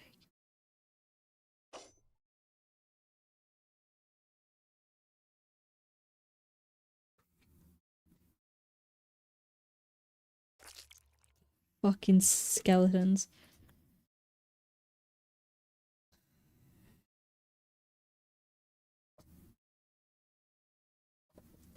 Anytime you try to use that like little like closet or whatever to like hide from her, she always seems to like know that I'm there, and she just hangs around because of it. I'm like, fuck, I'm going to the table. Right, in a few minutes, if she comes back up this way, I know she is going back upstairs. If I don't see her in a few minutes, I know she went downstairs, which means she'll have to come back upstairs. There she is. Bitch. Not you, sweetheart. I'm not talking to you. My little kitten.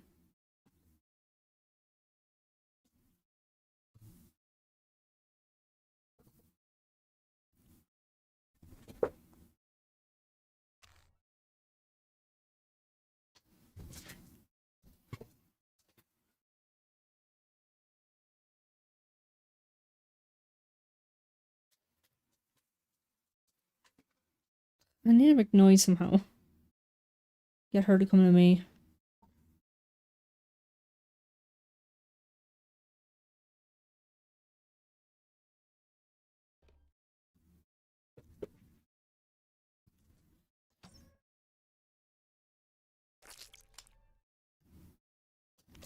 Right. I want to go and do the spider thing because I completely forgot when when I got this item before that I could do the spider thing with this. So I kept waiting to find the like stake and stuff like that. And it's only like it was only after I was finished playing through it again that I was like, oh shit, I can just use this item.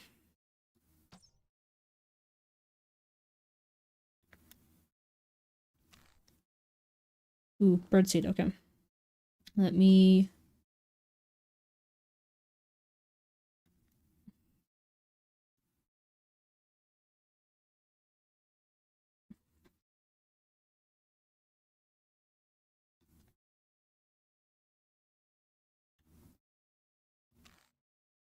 I don't know if she's back yet. Let's find out. Oh, I could just throw something down there.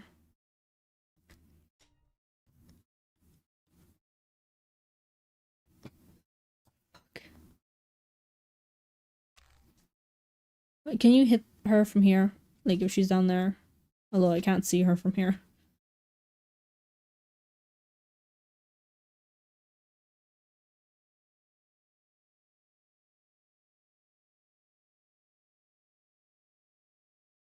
I think I've checked up here already, yep.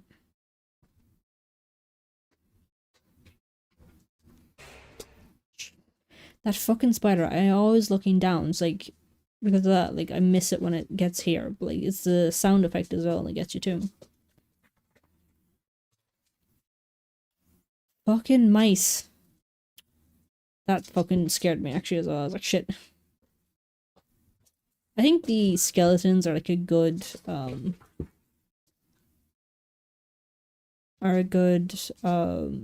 addition. I like all the bats as well, but like I like the spiders or I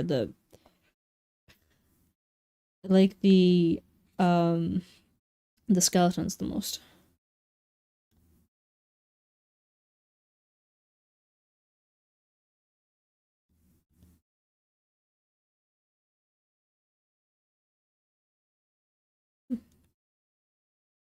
One more and I get an extra day in the house. Yay.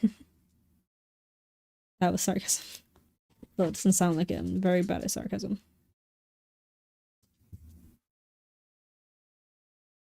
Ooh, book. Good. I know where it is now. Spark plug. Nice. Ooh, I should get the screwdriver when I have the chance as well.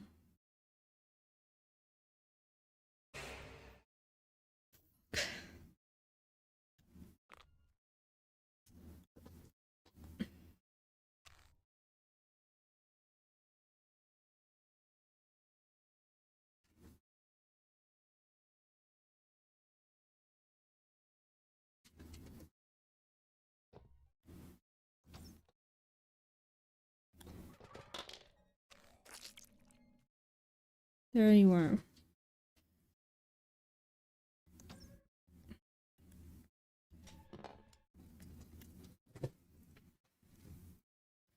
And to get the bird seed as well. To safety, I mean. It would be cool. Like, the one way to make this game more difficult is if she had the ability to like take items, so like say like you leave items like in a place where she can get them back, that she takes them and rehides them and you have to go and get them back again.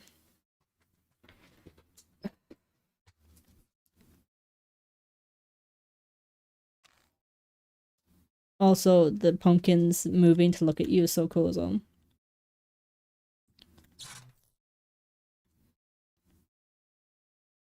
Right, look there.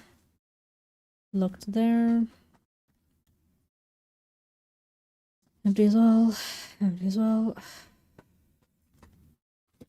Oh, this place is barren. Okay. Let me get her again. Wherever she is.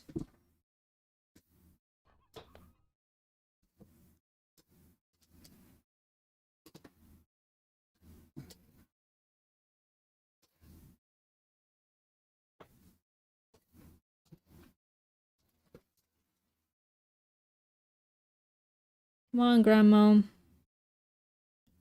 There you are. Book. You know what? I'm gonna go straight upstairs with the book. Get it over and done with. It'll take time for the key to be produced anyway, so. It's really fucking dark. Like, I can barely see anything.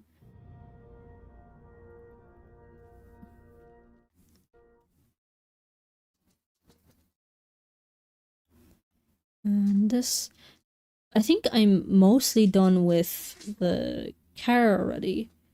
So like, all I need now is the padlock key and gas, I think.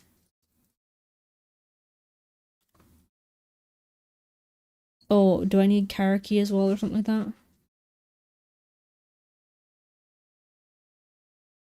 Alright, Grandma's probably on the move again.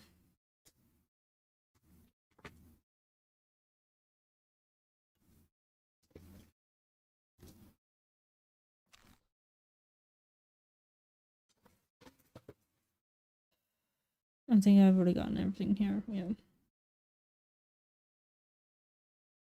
Oh, she sees me. For sure. Like, see the way you can just see her glowing eyes? Oh, yeah. Let me put this out, into the...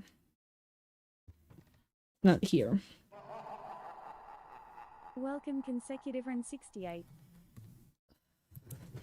I actually need to get a move on with banning certain phrases and words and shit.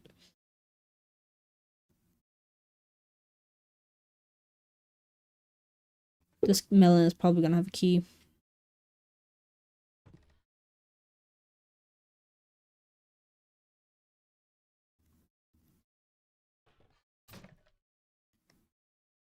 Master key.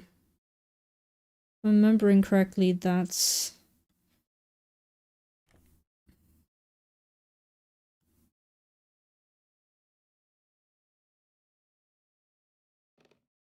Oh shit.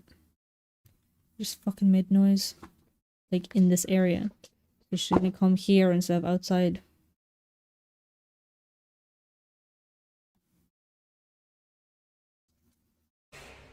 Fucking spiders. I forgot that they did one right there as well.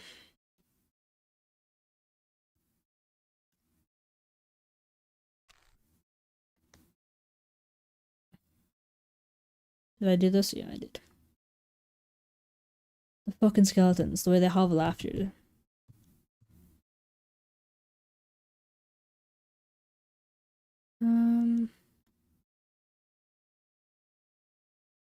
Oh yeah, down here as well. That's another option. I was forgetting something.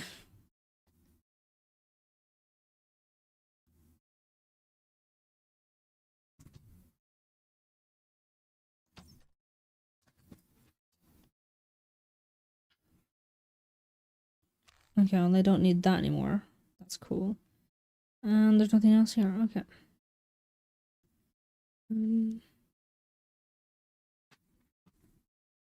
Oh, that's right. I have the birdseed. I should go and use the birdseed.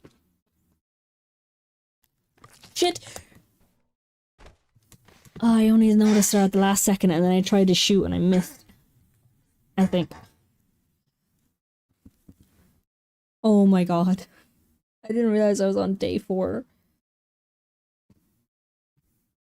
Birdseed. I'll go get birdseed.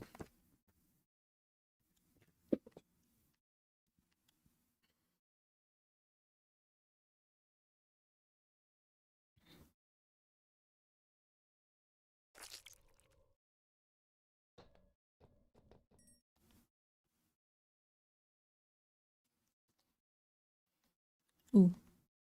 This as well. Because it's right here. Jesus.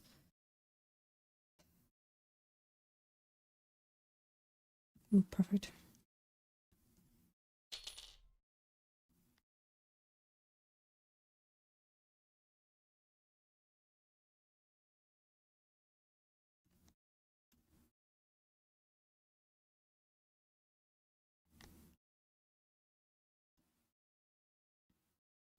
I don't know if these pliers come in handy anywhere else. Not sure.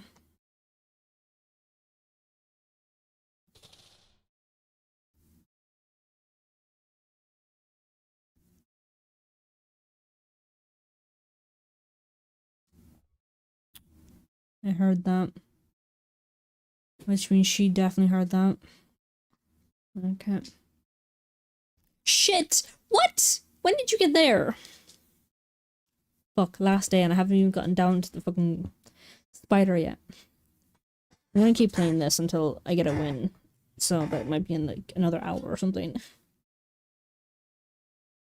Oh.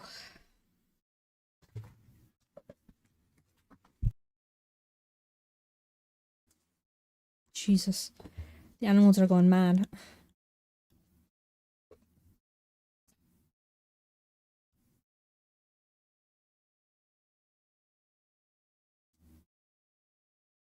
Are you kidding me?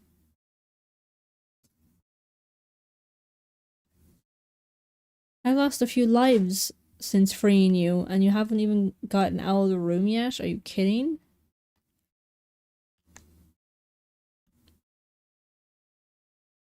I love how Granny does not give a fuck about the fact that, like, she's, like, crawling around the floor and shit.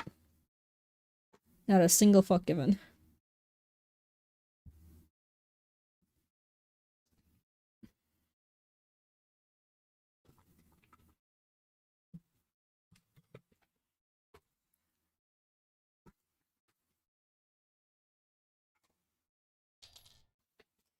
It's funny just hearing the... Oh, there she is.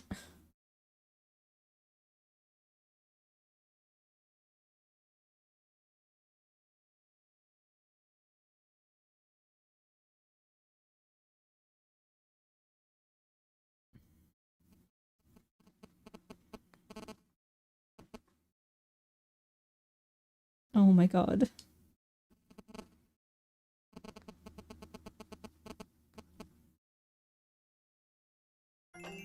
Level up. Nice. More pets, please.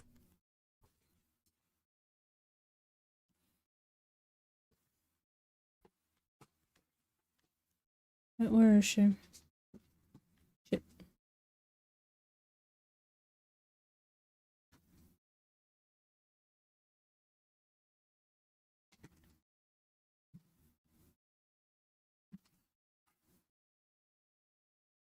Wait, where's the item?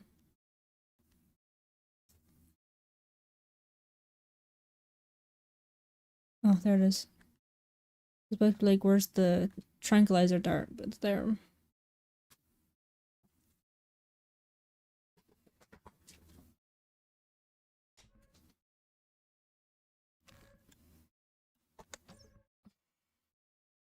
That was too close. That was narrowly too close.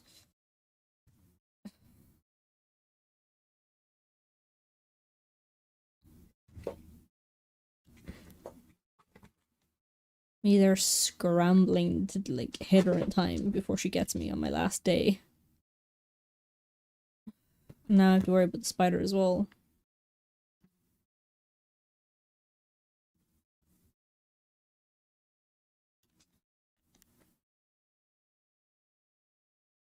Oh, I have 2 out of 3. Fuck. For a second there I was like, shit, is that her? I have 2 out of 3 for the underground escape. Well, I have this thing here. Let me try and see if it can do anything for the door, because I don't think it does it? Oh, it does. I haven't found the hammer yet either, which means it's probably downstairs.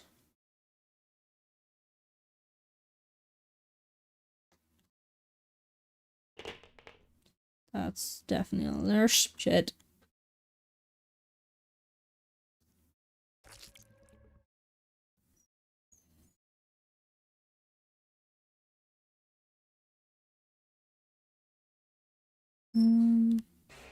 Actually, let's alert to come down here.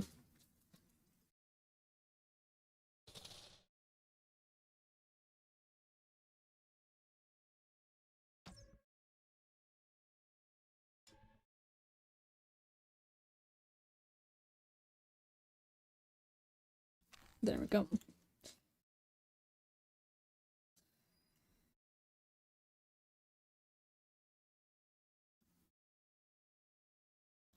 Like, I have like 2 out of 3 to escape from downstairs from the like the spider hole tunnels, and then I need the hammer at least for the door, and I do have the master key there as well, and the padlock key, and then I can get out the door. Let's try for the door, even if I get all the items for the spider way, for the tunnels. I've always won through getting out by the tunnels. So let's try by the door this time.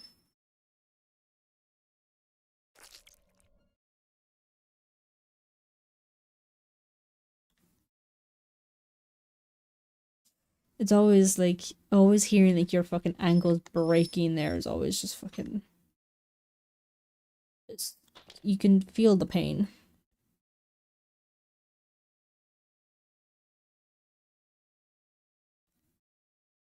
Yeah, okay.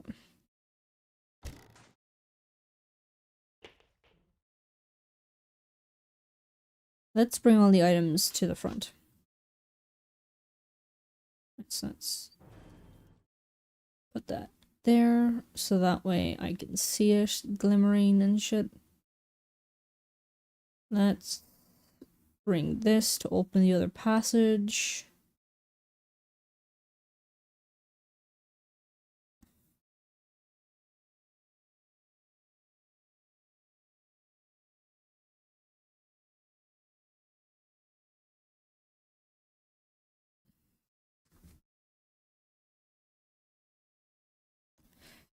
Fucking...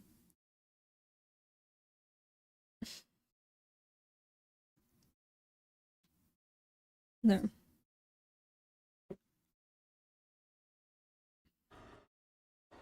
Good thing I didn't just walk out, jeez.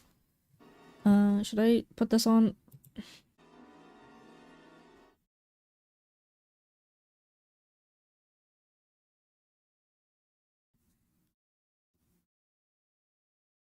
Are you kidding me? There was a wall between us. Cheating. You're cheating.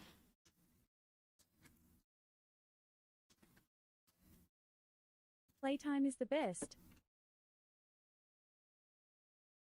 Nothing there.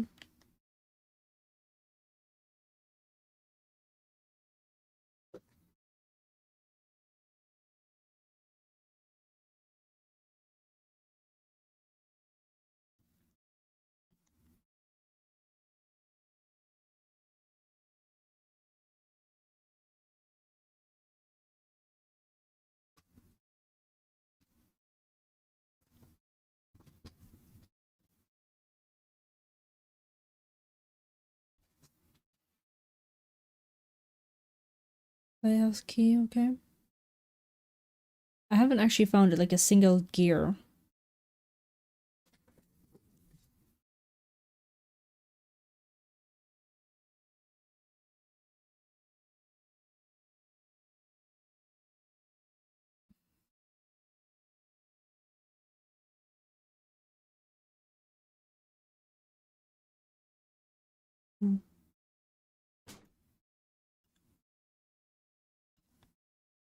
Did I see the number for the explosion things? I'm not actually sure. I don't think I've seen it. No, I did see it. It was 2.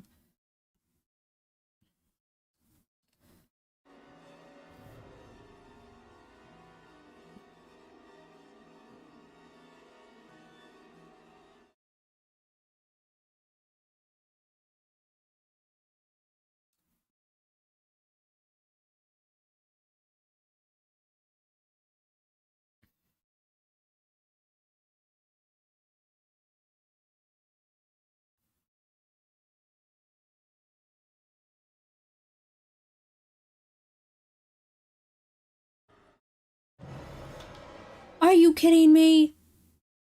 There was a wall between us. What the hell? And that was the last fucking day as well. Damn it.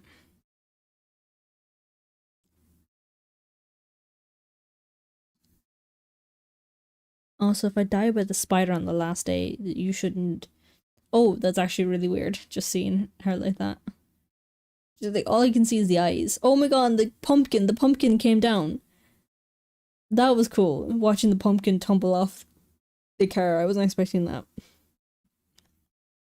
That's cool.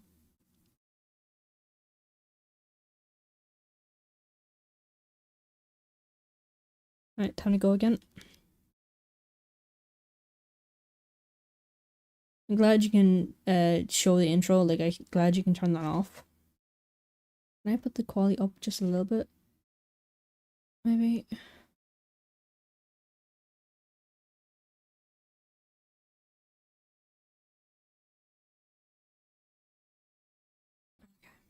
What the fuck is image effects? Light source, lantern, flashlight. I didn't know you can change that actually. Limping on, off. Huh. I'm actually surprised by all the options you're given. And I've never actually looked at the options before. Oof, day 1.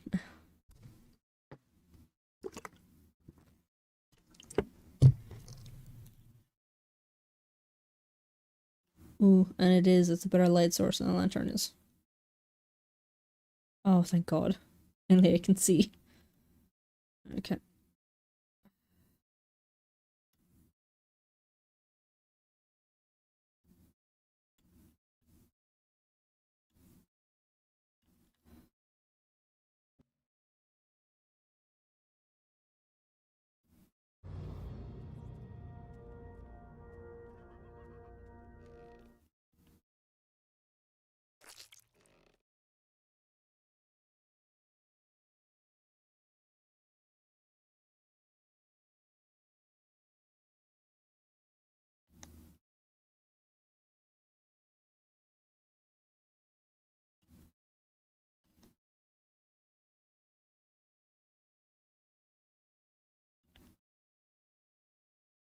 Ooh. Car key, okay. Let me just bring this item. That's the other thing as well, isn't it? I didn't find the last image. Like, I was mostly done with the photograph, with the granny photograph that would have given me an extra day. I didn't find the last piece. Like, it was literally nowhere.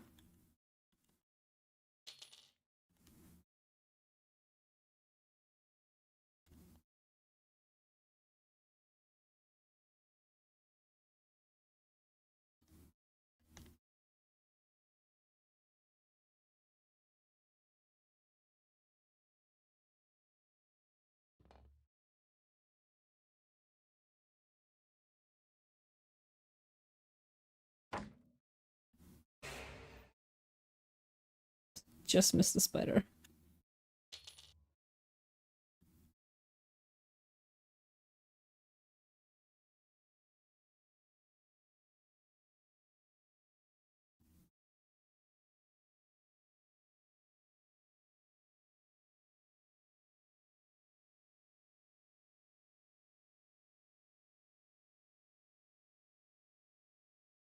Ooh, hammer. Nice. It's always nice when you get the hammer early.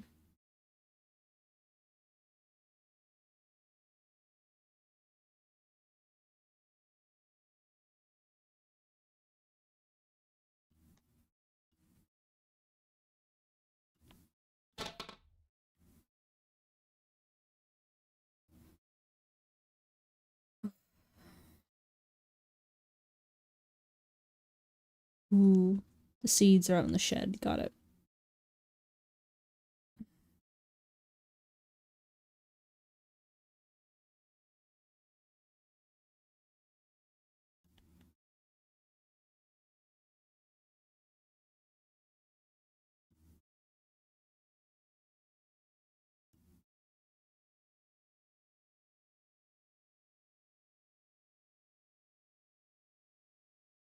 Doesn't look like there's much of anything in that place right now.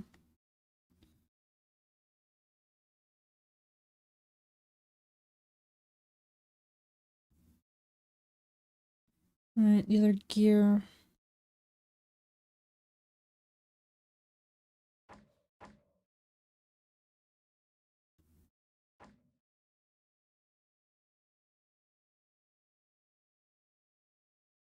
Alright, just harder outside at the gate. We should be on our way to that area right now.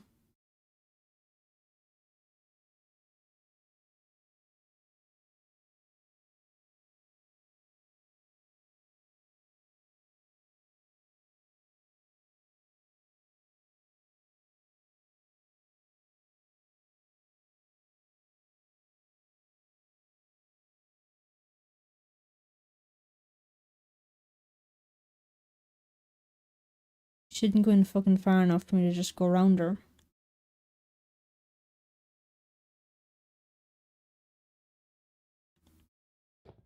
There. Well, that's something. Just got to do the door.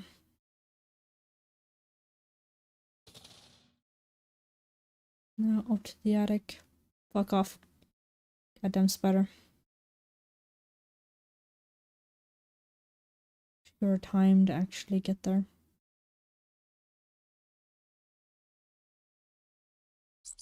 Fucking rats. Ooh, one. Good to know.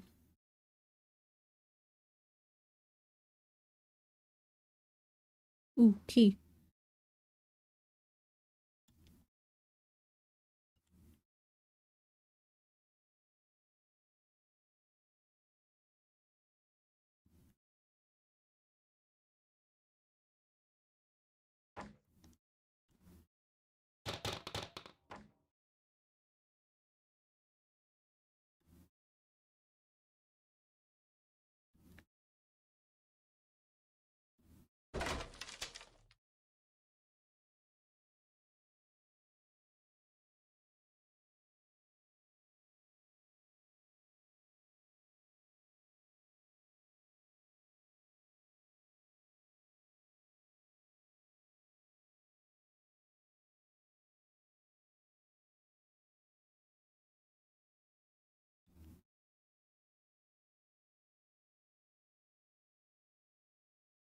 Where the fuck? How did I miss it that badly?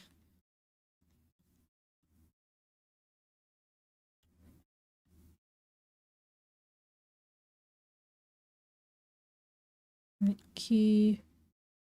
Nothing back here. Okay.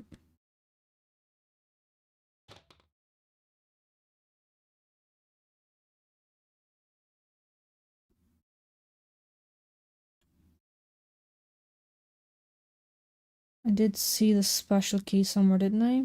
Or was that the last playthrough? I think that was the last playthrough.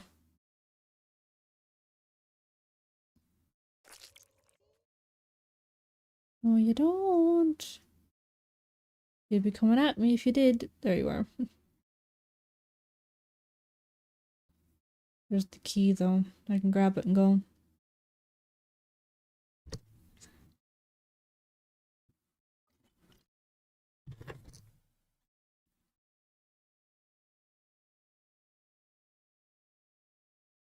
Running from you. Fucking hell.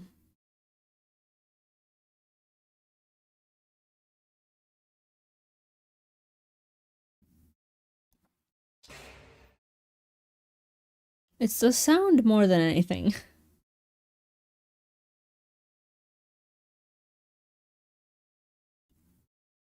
That's both of the, like, what you call them? Gears.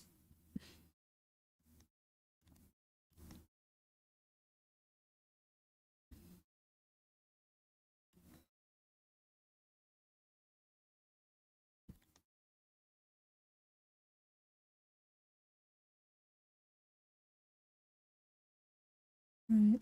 Knock that down. And then go for the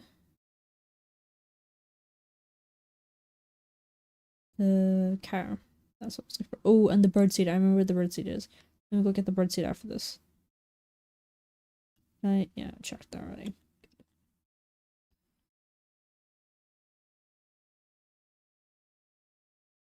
Actually, let me try in here and see if there's anything there. Nope.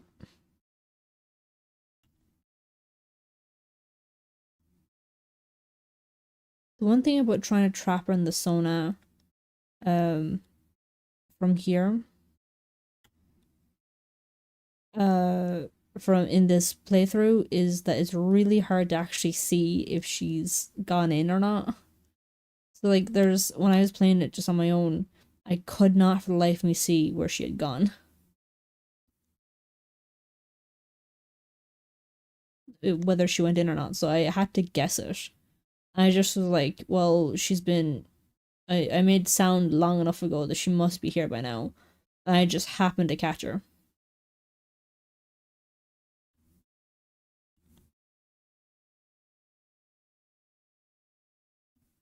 Like she was on her way to like leaving, you know what I mean? Like she was almost done looking. So like she was literally on her way like walking out the door when I just slammed it in front of her.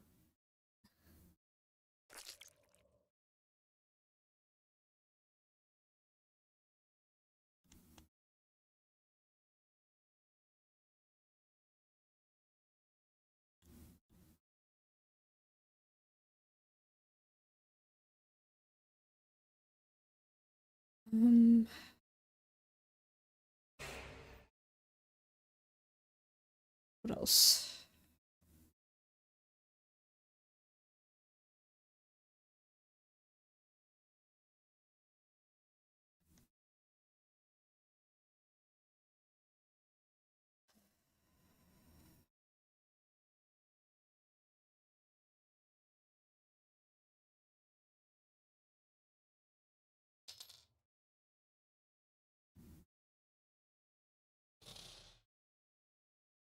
She knocks it down and then she gets attracted to it.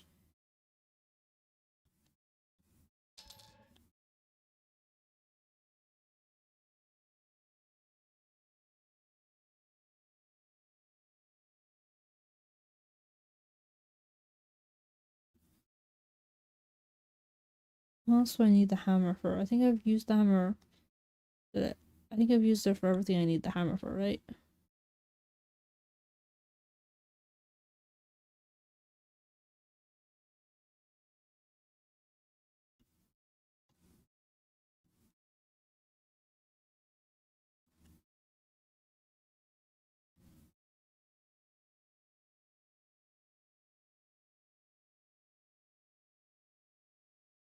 Oh, that's right. I can use this up in the attic as well. Actually, let me just get this. Right, and then trigger this. And then I'm gonna go upstairs.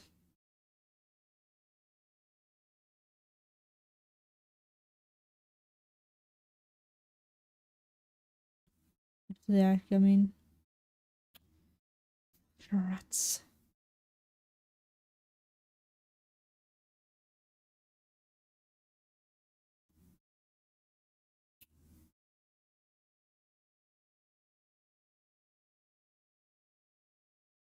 That was fucking risky, actually. I shouldn't have done that.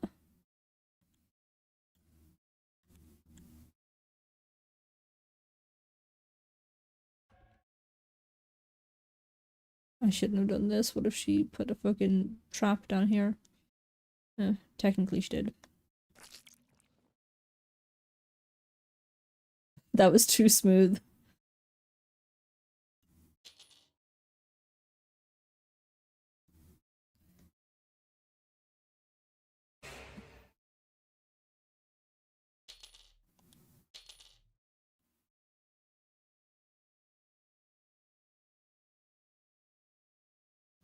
I need to go back upstairs though and get the fucking pliers because I completely forgot to cut the wire. Because knowing my luck, the other set of like cutting plier things are like downstairs in the granny place.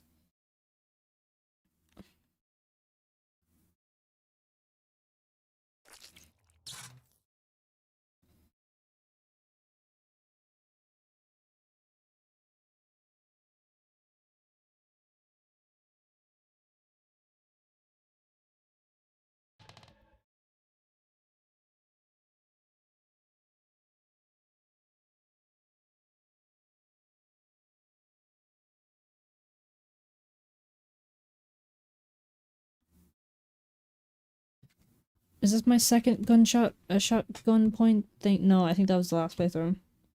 I think that's the worst thing about playing it back to back like that, is like you mess it up and you're like, oh, I remember this being here, and there's like, no, that was a different playthrough. Like, ah, shit. Yeah.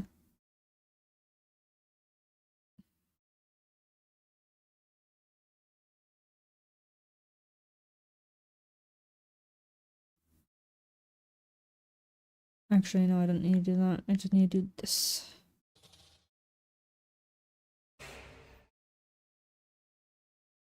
Fucking spider.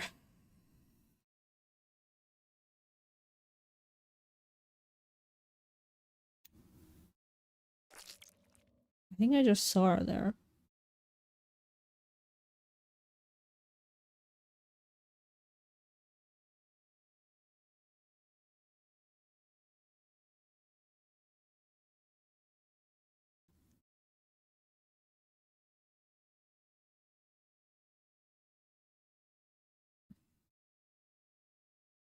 I should have just thrown this downstairs, just to be safe. I wouldn't have to come back all the way up here to get it.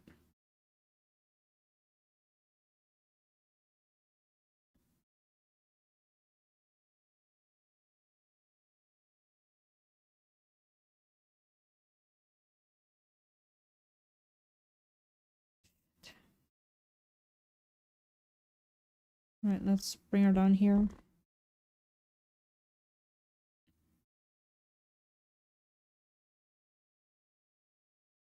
Where's the hammer? Is the hammer...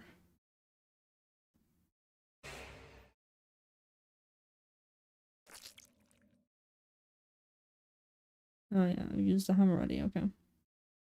I have the remote. I know where the remote is.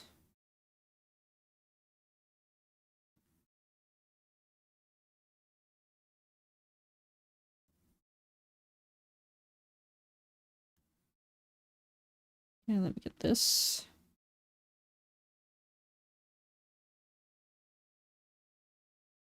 Yeah, see, like one more picture left, and I didn't find that last picture last time.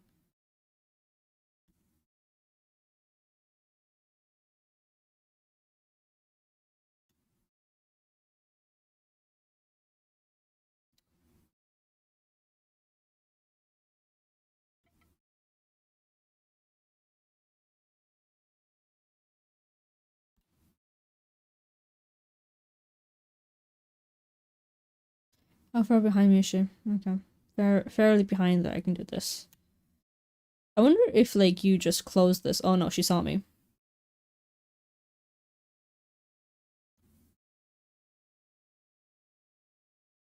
That's my first, like, that's, like, first time on a stream using pepper spray.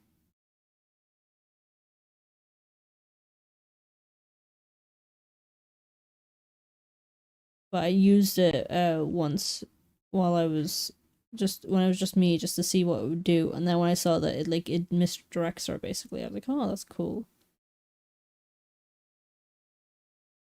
I saw the code there, I just need to go get it. I don't want to lurch her back to me immediately.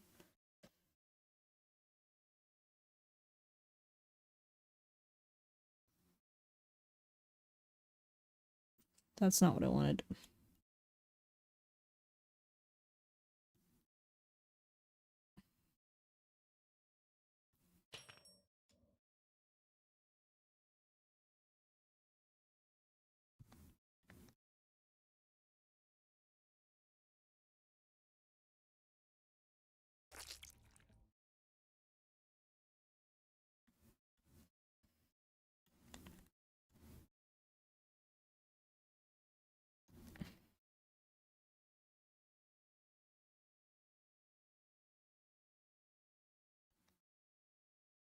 Also, just like the pumpkins following you is really cool.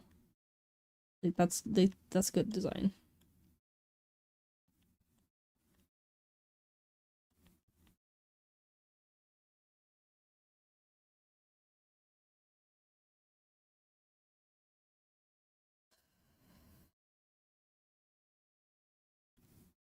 How like far does this get her? Oh, that's actually kind of cool.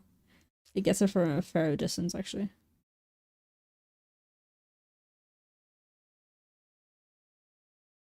Right, what did she... Okay.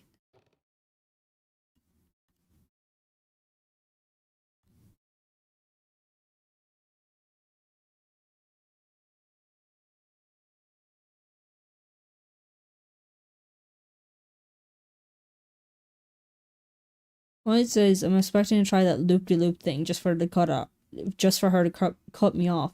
That's what I'm expecting. For her to cut me off at some point.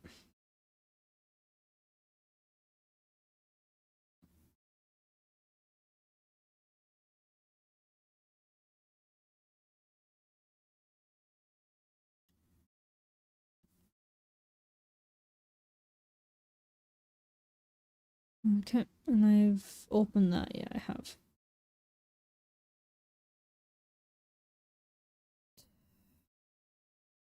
I think I've done everything I can do up here. Let me like lower her the other way again, just to be safe. Oh, she's right there, so it's fine.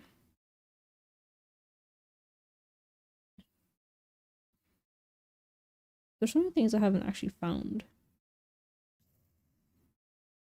I think I'll try for the door again, honestly.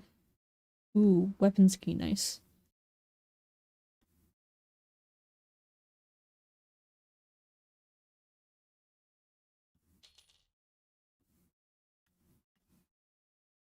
And then weapons key.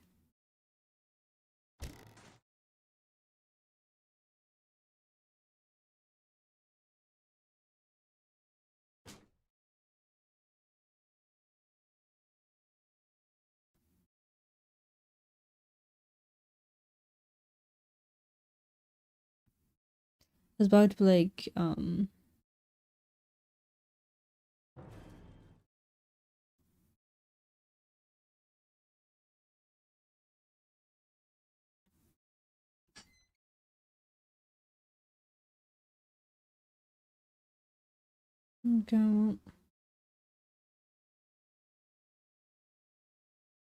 Ooh, shotgun, nice.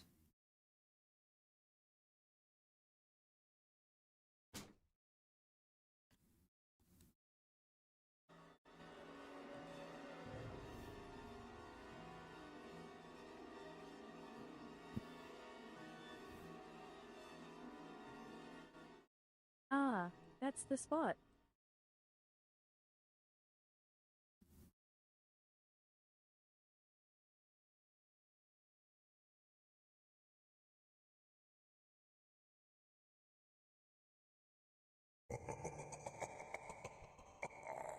Welcome Jeff _.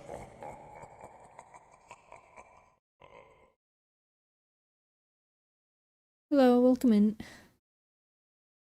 Playing Granny, the first one with the Halloween theme on.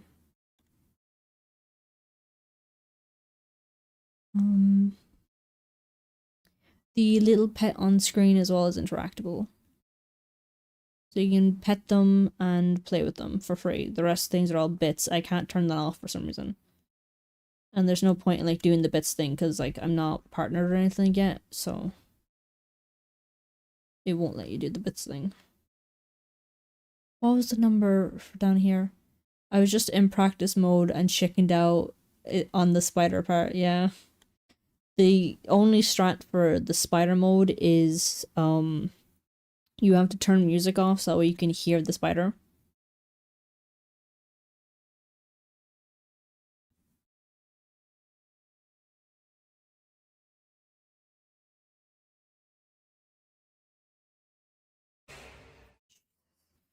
That fucking spider, I swear to God. I think I think I have seen the number for this. Also, granny theme, or witch theme on both the grannies, which is so funny. So this is the Halloween mode, so you're not really seeing a lot of the Halloween stuff here. I think it was 1. Yes. Special key. But like the two grannies, so this granny, the spider granny, and then the actual granny are dressed up like witches.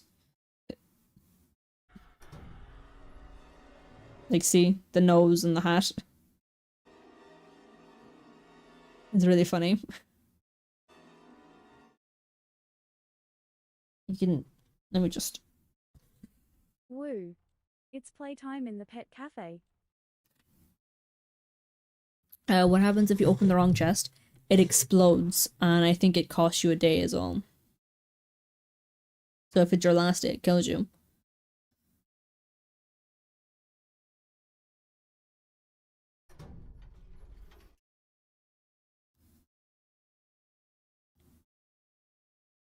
Ooh, shotgun part.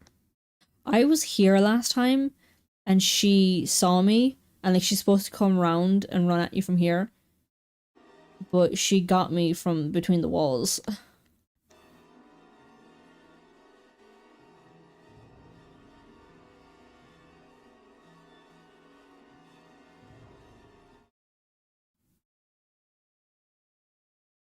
Oh, there's Granny. See all like the pumpkins and stuff? There's Granny, look at her. And like the pumpkins, they turn to look at you. See them? Both of them? Both of them have turned to look at me. So if you like move around the pumpkins, they turn to watch you. It's creepy as hell.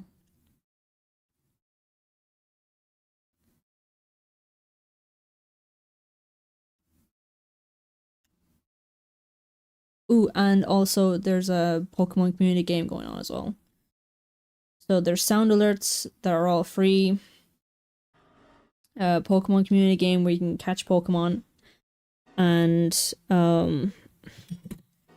the interactable pet as well.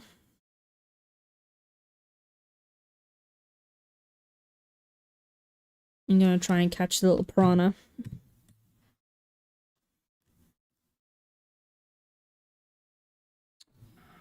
Jesus Christ.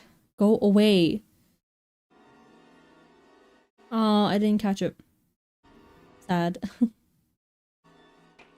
Oh. Shit! I was not expecting you to instantly turn around. I don't know what day it is. I swear to God, if that's my last... Okay, day 2. Not bad for the first day then.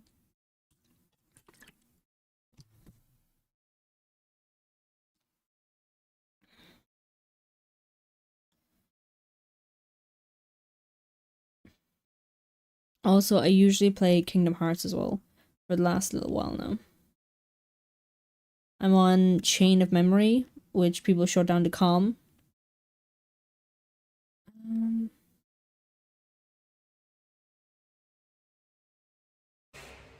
Fucking spider. So if you get knocked out, it goes to day 2. Is all your day 1 progress reset? No. It's not reset. I still have all the items that I found. You get 5 days and then... Like, the only thing that really happens is you drop whatever item you were holding, and I just see the spider just there. Okay.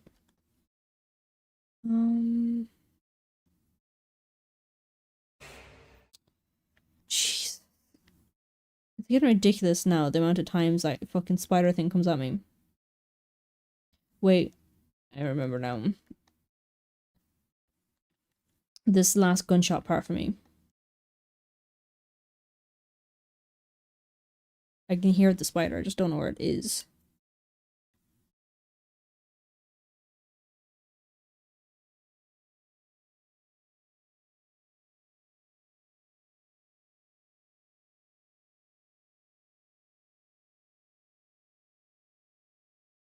There we go. Managed to get by her.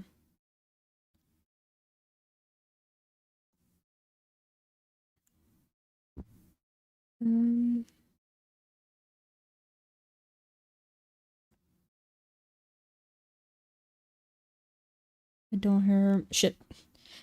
I was like, I don't hear her, and she was right there. Waiting on me.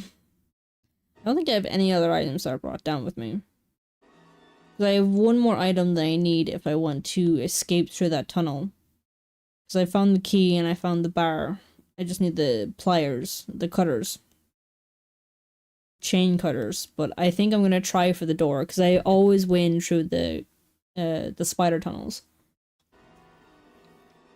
So I'm going to try and get out by the door. Let's see how it goes.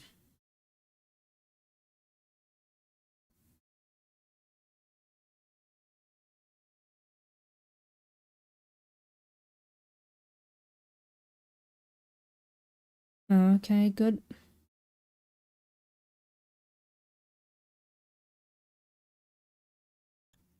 Right, let's go this way to see what's going on here. Ooh. I have both of the gears. I just need the playhouse key, which is not here.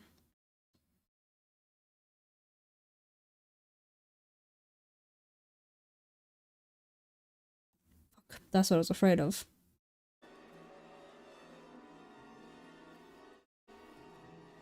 There she is. Okay, well.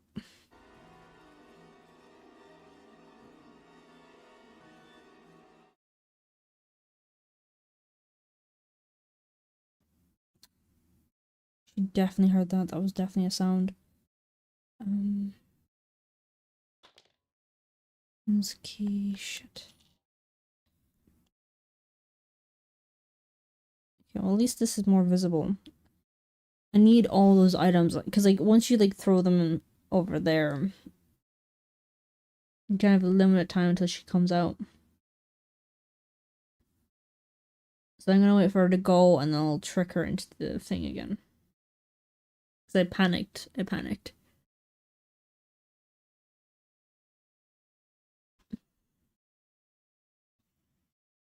Yeah, let's see.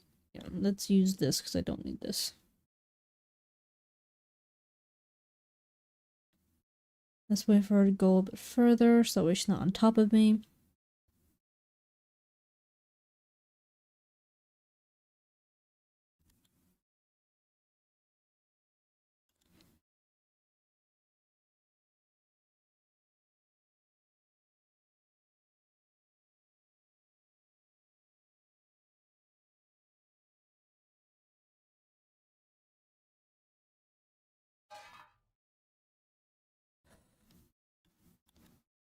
Right, which first? Well, I could do the gunshot thing from here, so let's do that. Then I also have the weapons key as well, so I go for the gun when I also have the weapons key. Granny is gone for 1 minute.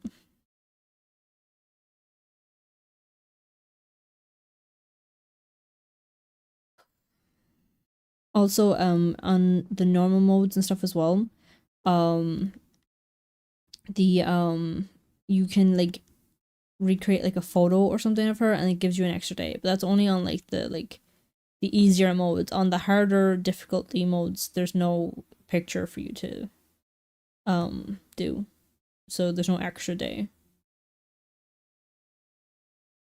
Ooh, melon. The melon as well you can also do here. So melon.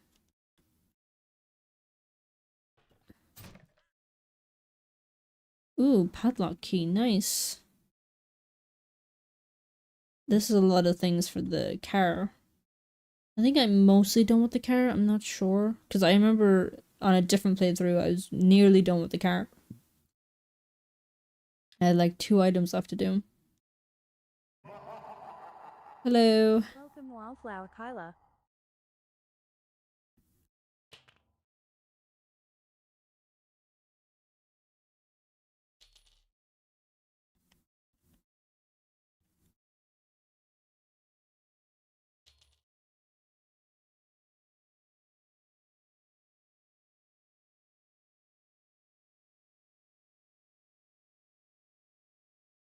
She didn't fucking go in.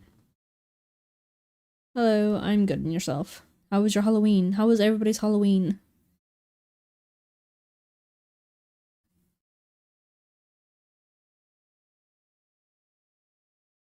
I'm beginning to wonder, did she not go in because it was still turned on?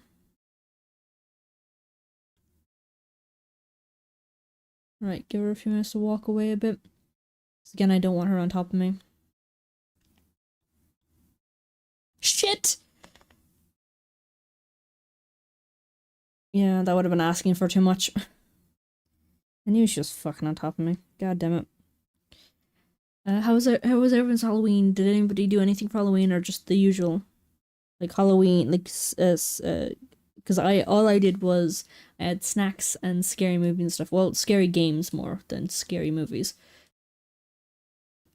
I didn't stream for Halloween, that's why I'm doing this. Because I was like, I wanted Halloween to be mine, you know what I mean?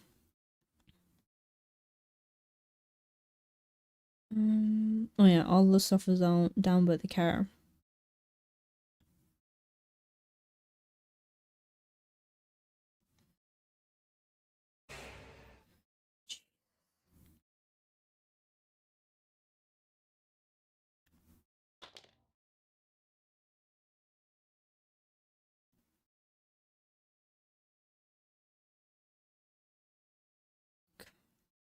The other thing with the padlock as well is that it works on the door.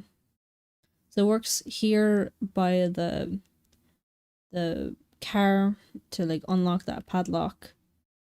And that works on the door too. I did not know that for the longest fucking time. Oh shit. Huh. So all I need now for the door is just the master key. That's it. I have everything else done. I didn't realize that. Shit.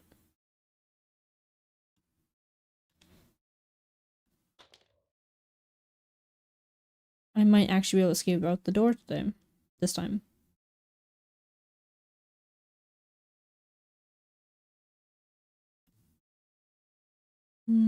Weapons key or special key?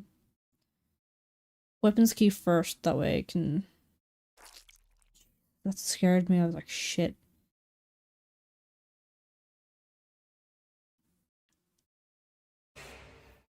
Go away.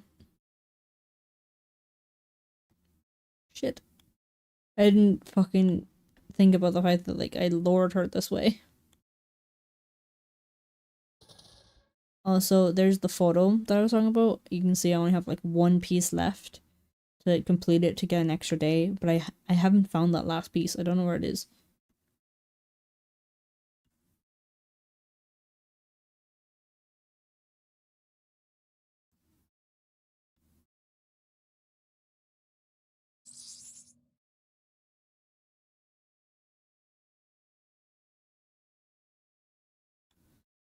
Shit. Oh my god. Skill. Holy shit. I did not know she was gonna be there. Oh my god. The skill of that. I didn't even cop her there. The fact that I didn't get got there. Holy shit. I haven't even gotten to the weapons fucking thing yet.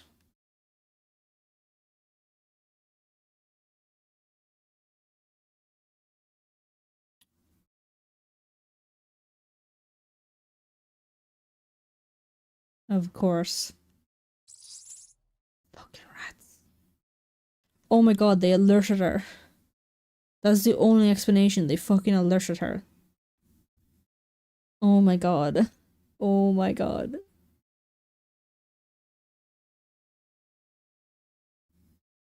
Oh my god, oh my god, oh my god. God damn it. Grandmama.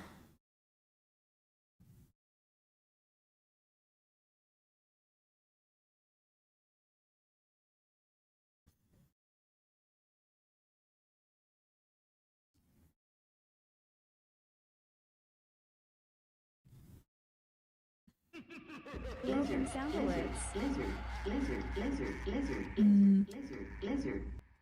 Well, at least I know it works. Although, I think I changed that to be purple and blue, not blue and purple. This bitch won't leave me alone.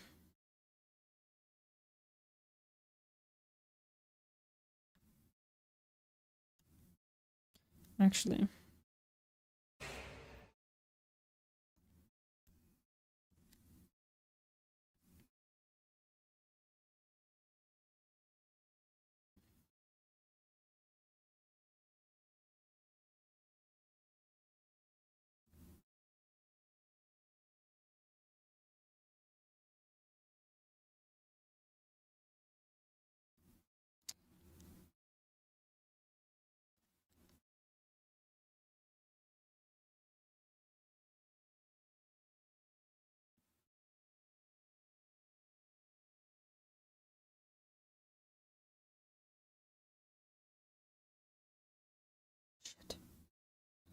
I hate the creaky floors, they always give me away.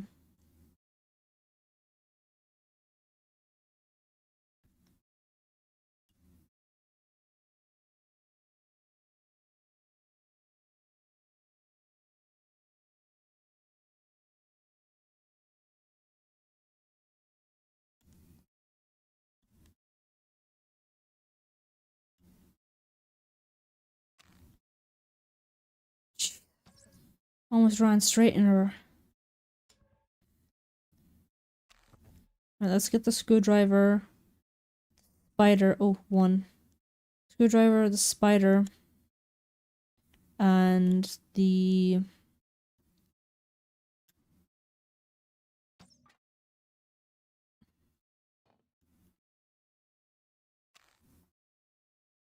spider's upstairs, so let's do that while she's still out. And the, like, thing downstairs. The target practice thing downstairs. Ah, fuck, I don't have the key thing done yet.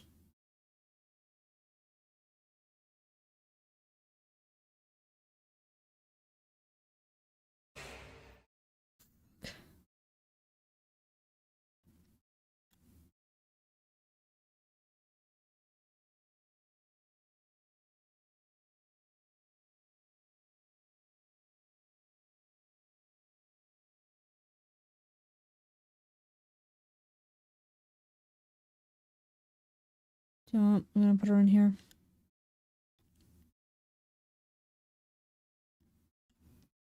Give me time away from her.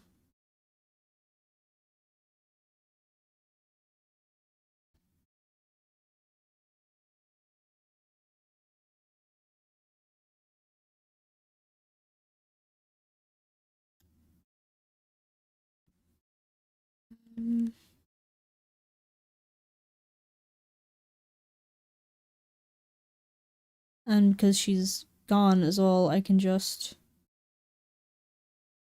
go this way.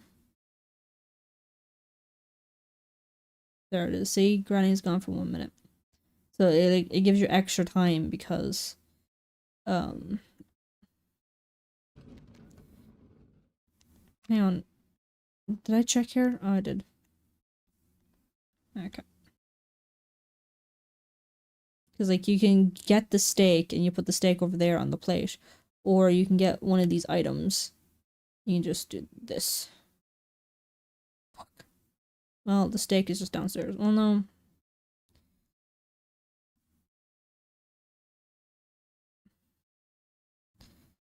I missed.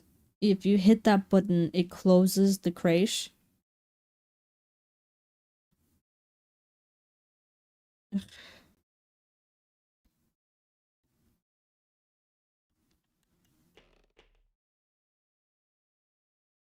Oh no, you can't. You can't. I was about to, like, I'll go get the thing, but then I realized without the crossbow you can't get it. Shit. I lost a fucking day because I was stupid. All I need to do is find the master key and I can go out the door.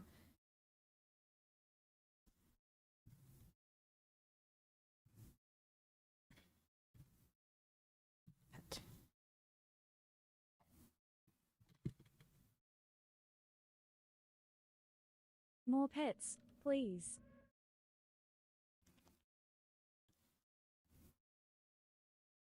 Come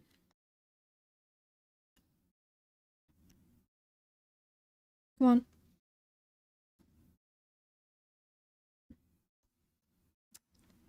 Shit, it's empty? Fuck.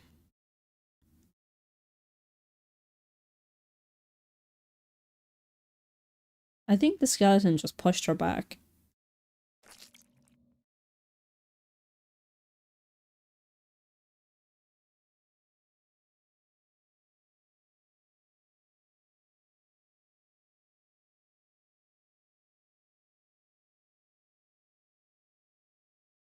No idea where she is. What the fuck?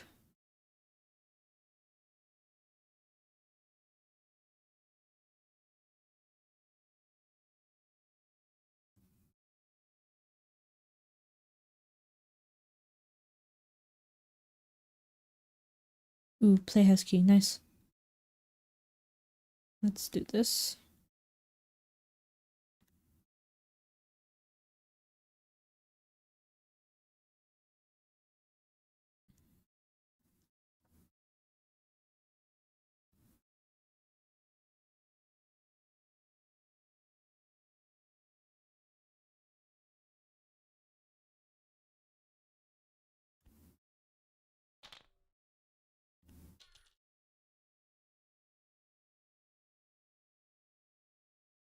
Ooh, if the playhouse has the master key, I can just leave. I can just leave. If it has the master key, I can just leave.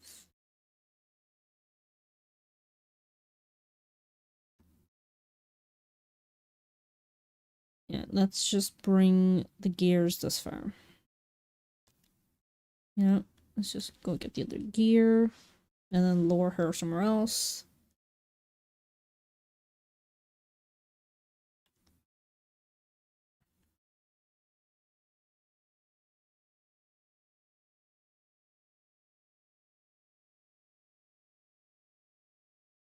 Did she just go for the door twice?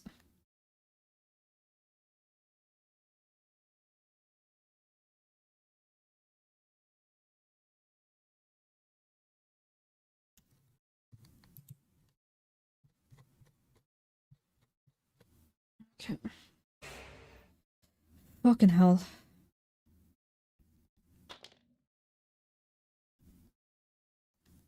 It's a shame that it empties. I think I only used like 3 times or something.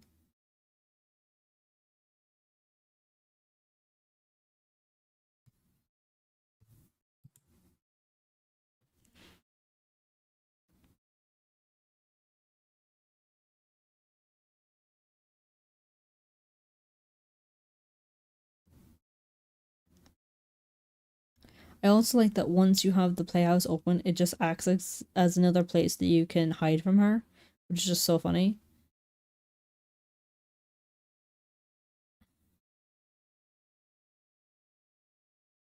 Right, let's see. If this has the master key, we can just leave. It'll be a win. Yes, master key. Nice. Let's call her out here.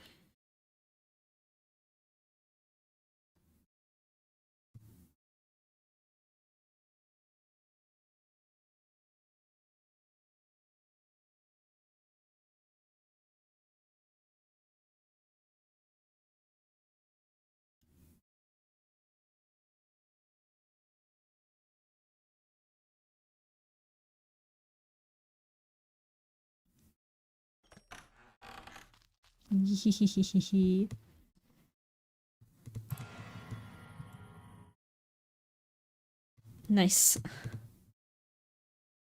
God, that's so dark. Oh, the fucking spider again. Whoa. Ready.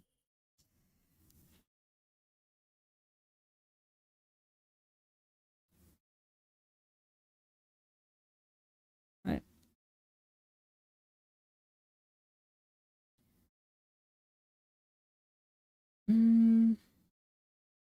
Part of me wants to go another round, but part of me also kind of wants to like end it on a win, and it's 2 a.m. for me, so I think I'll end it here.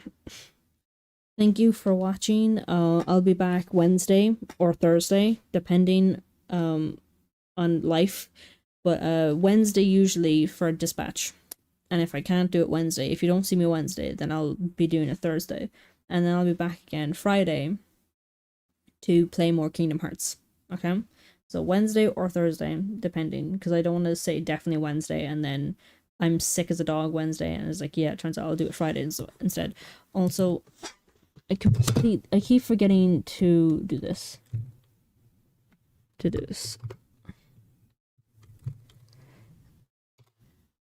So check that out.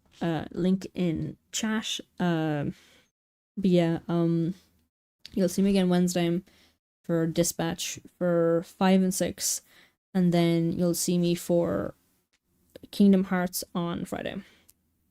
Okay. See you Wednesday or Thursday. Thank you for being here.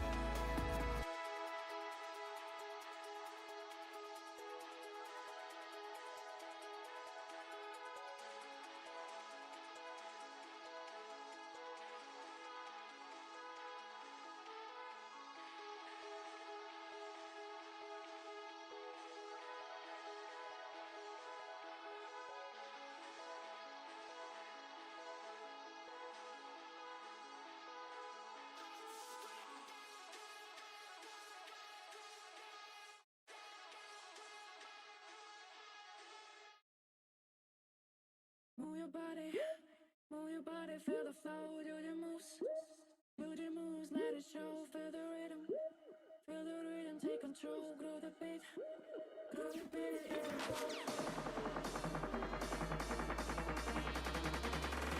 Move your body.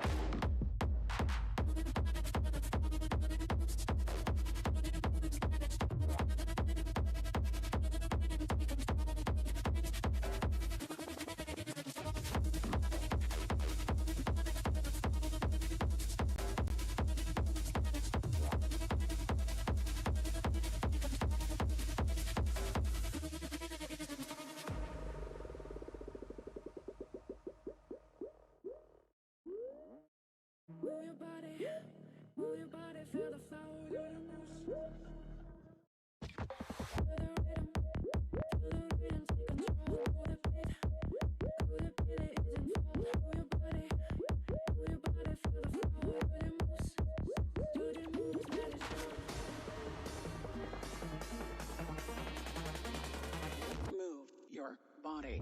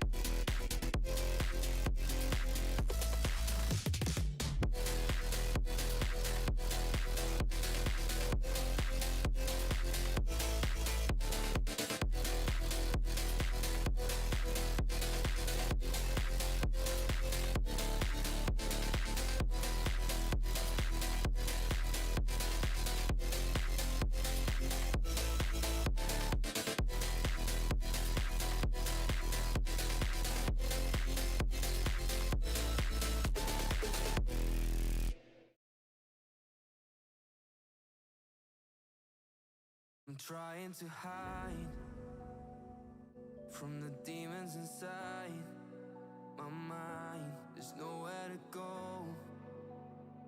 No matter how hard I try, they show. I've tried a million different ways to leave. Oh my, why can't I not find the key?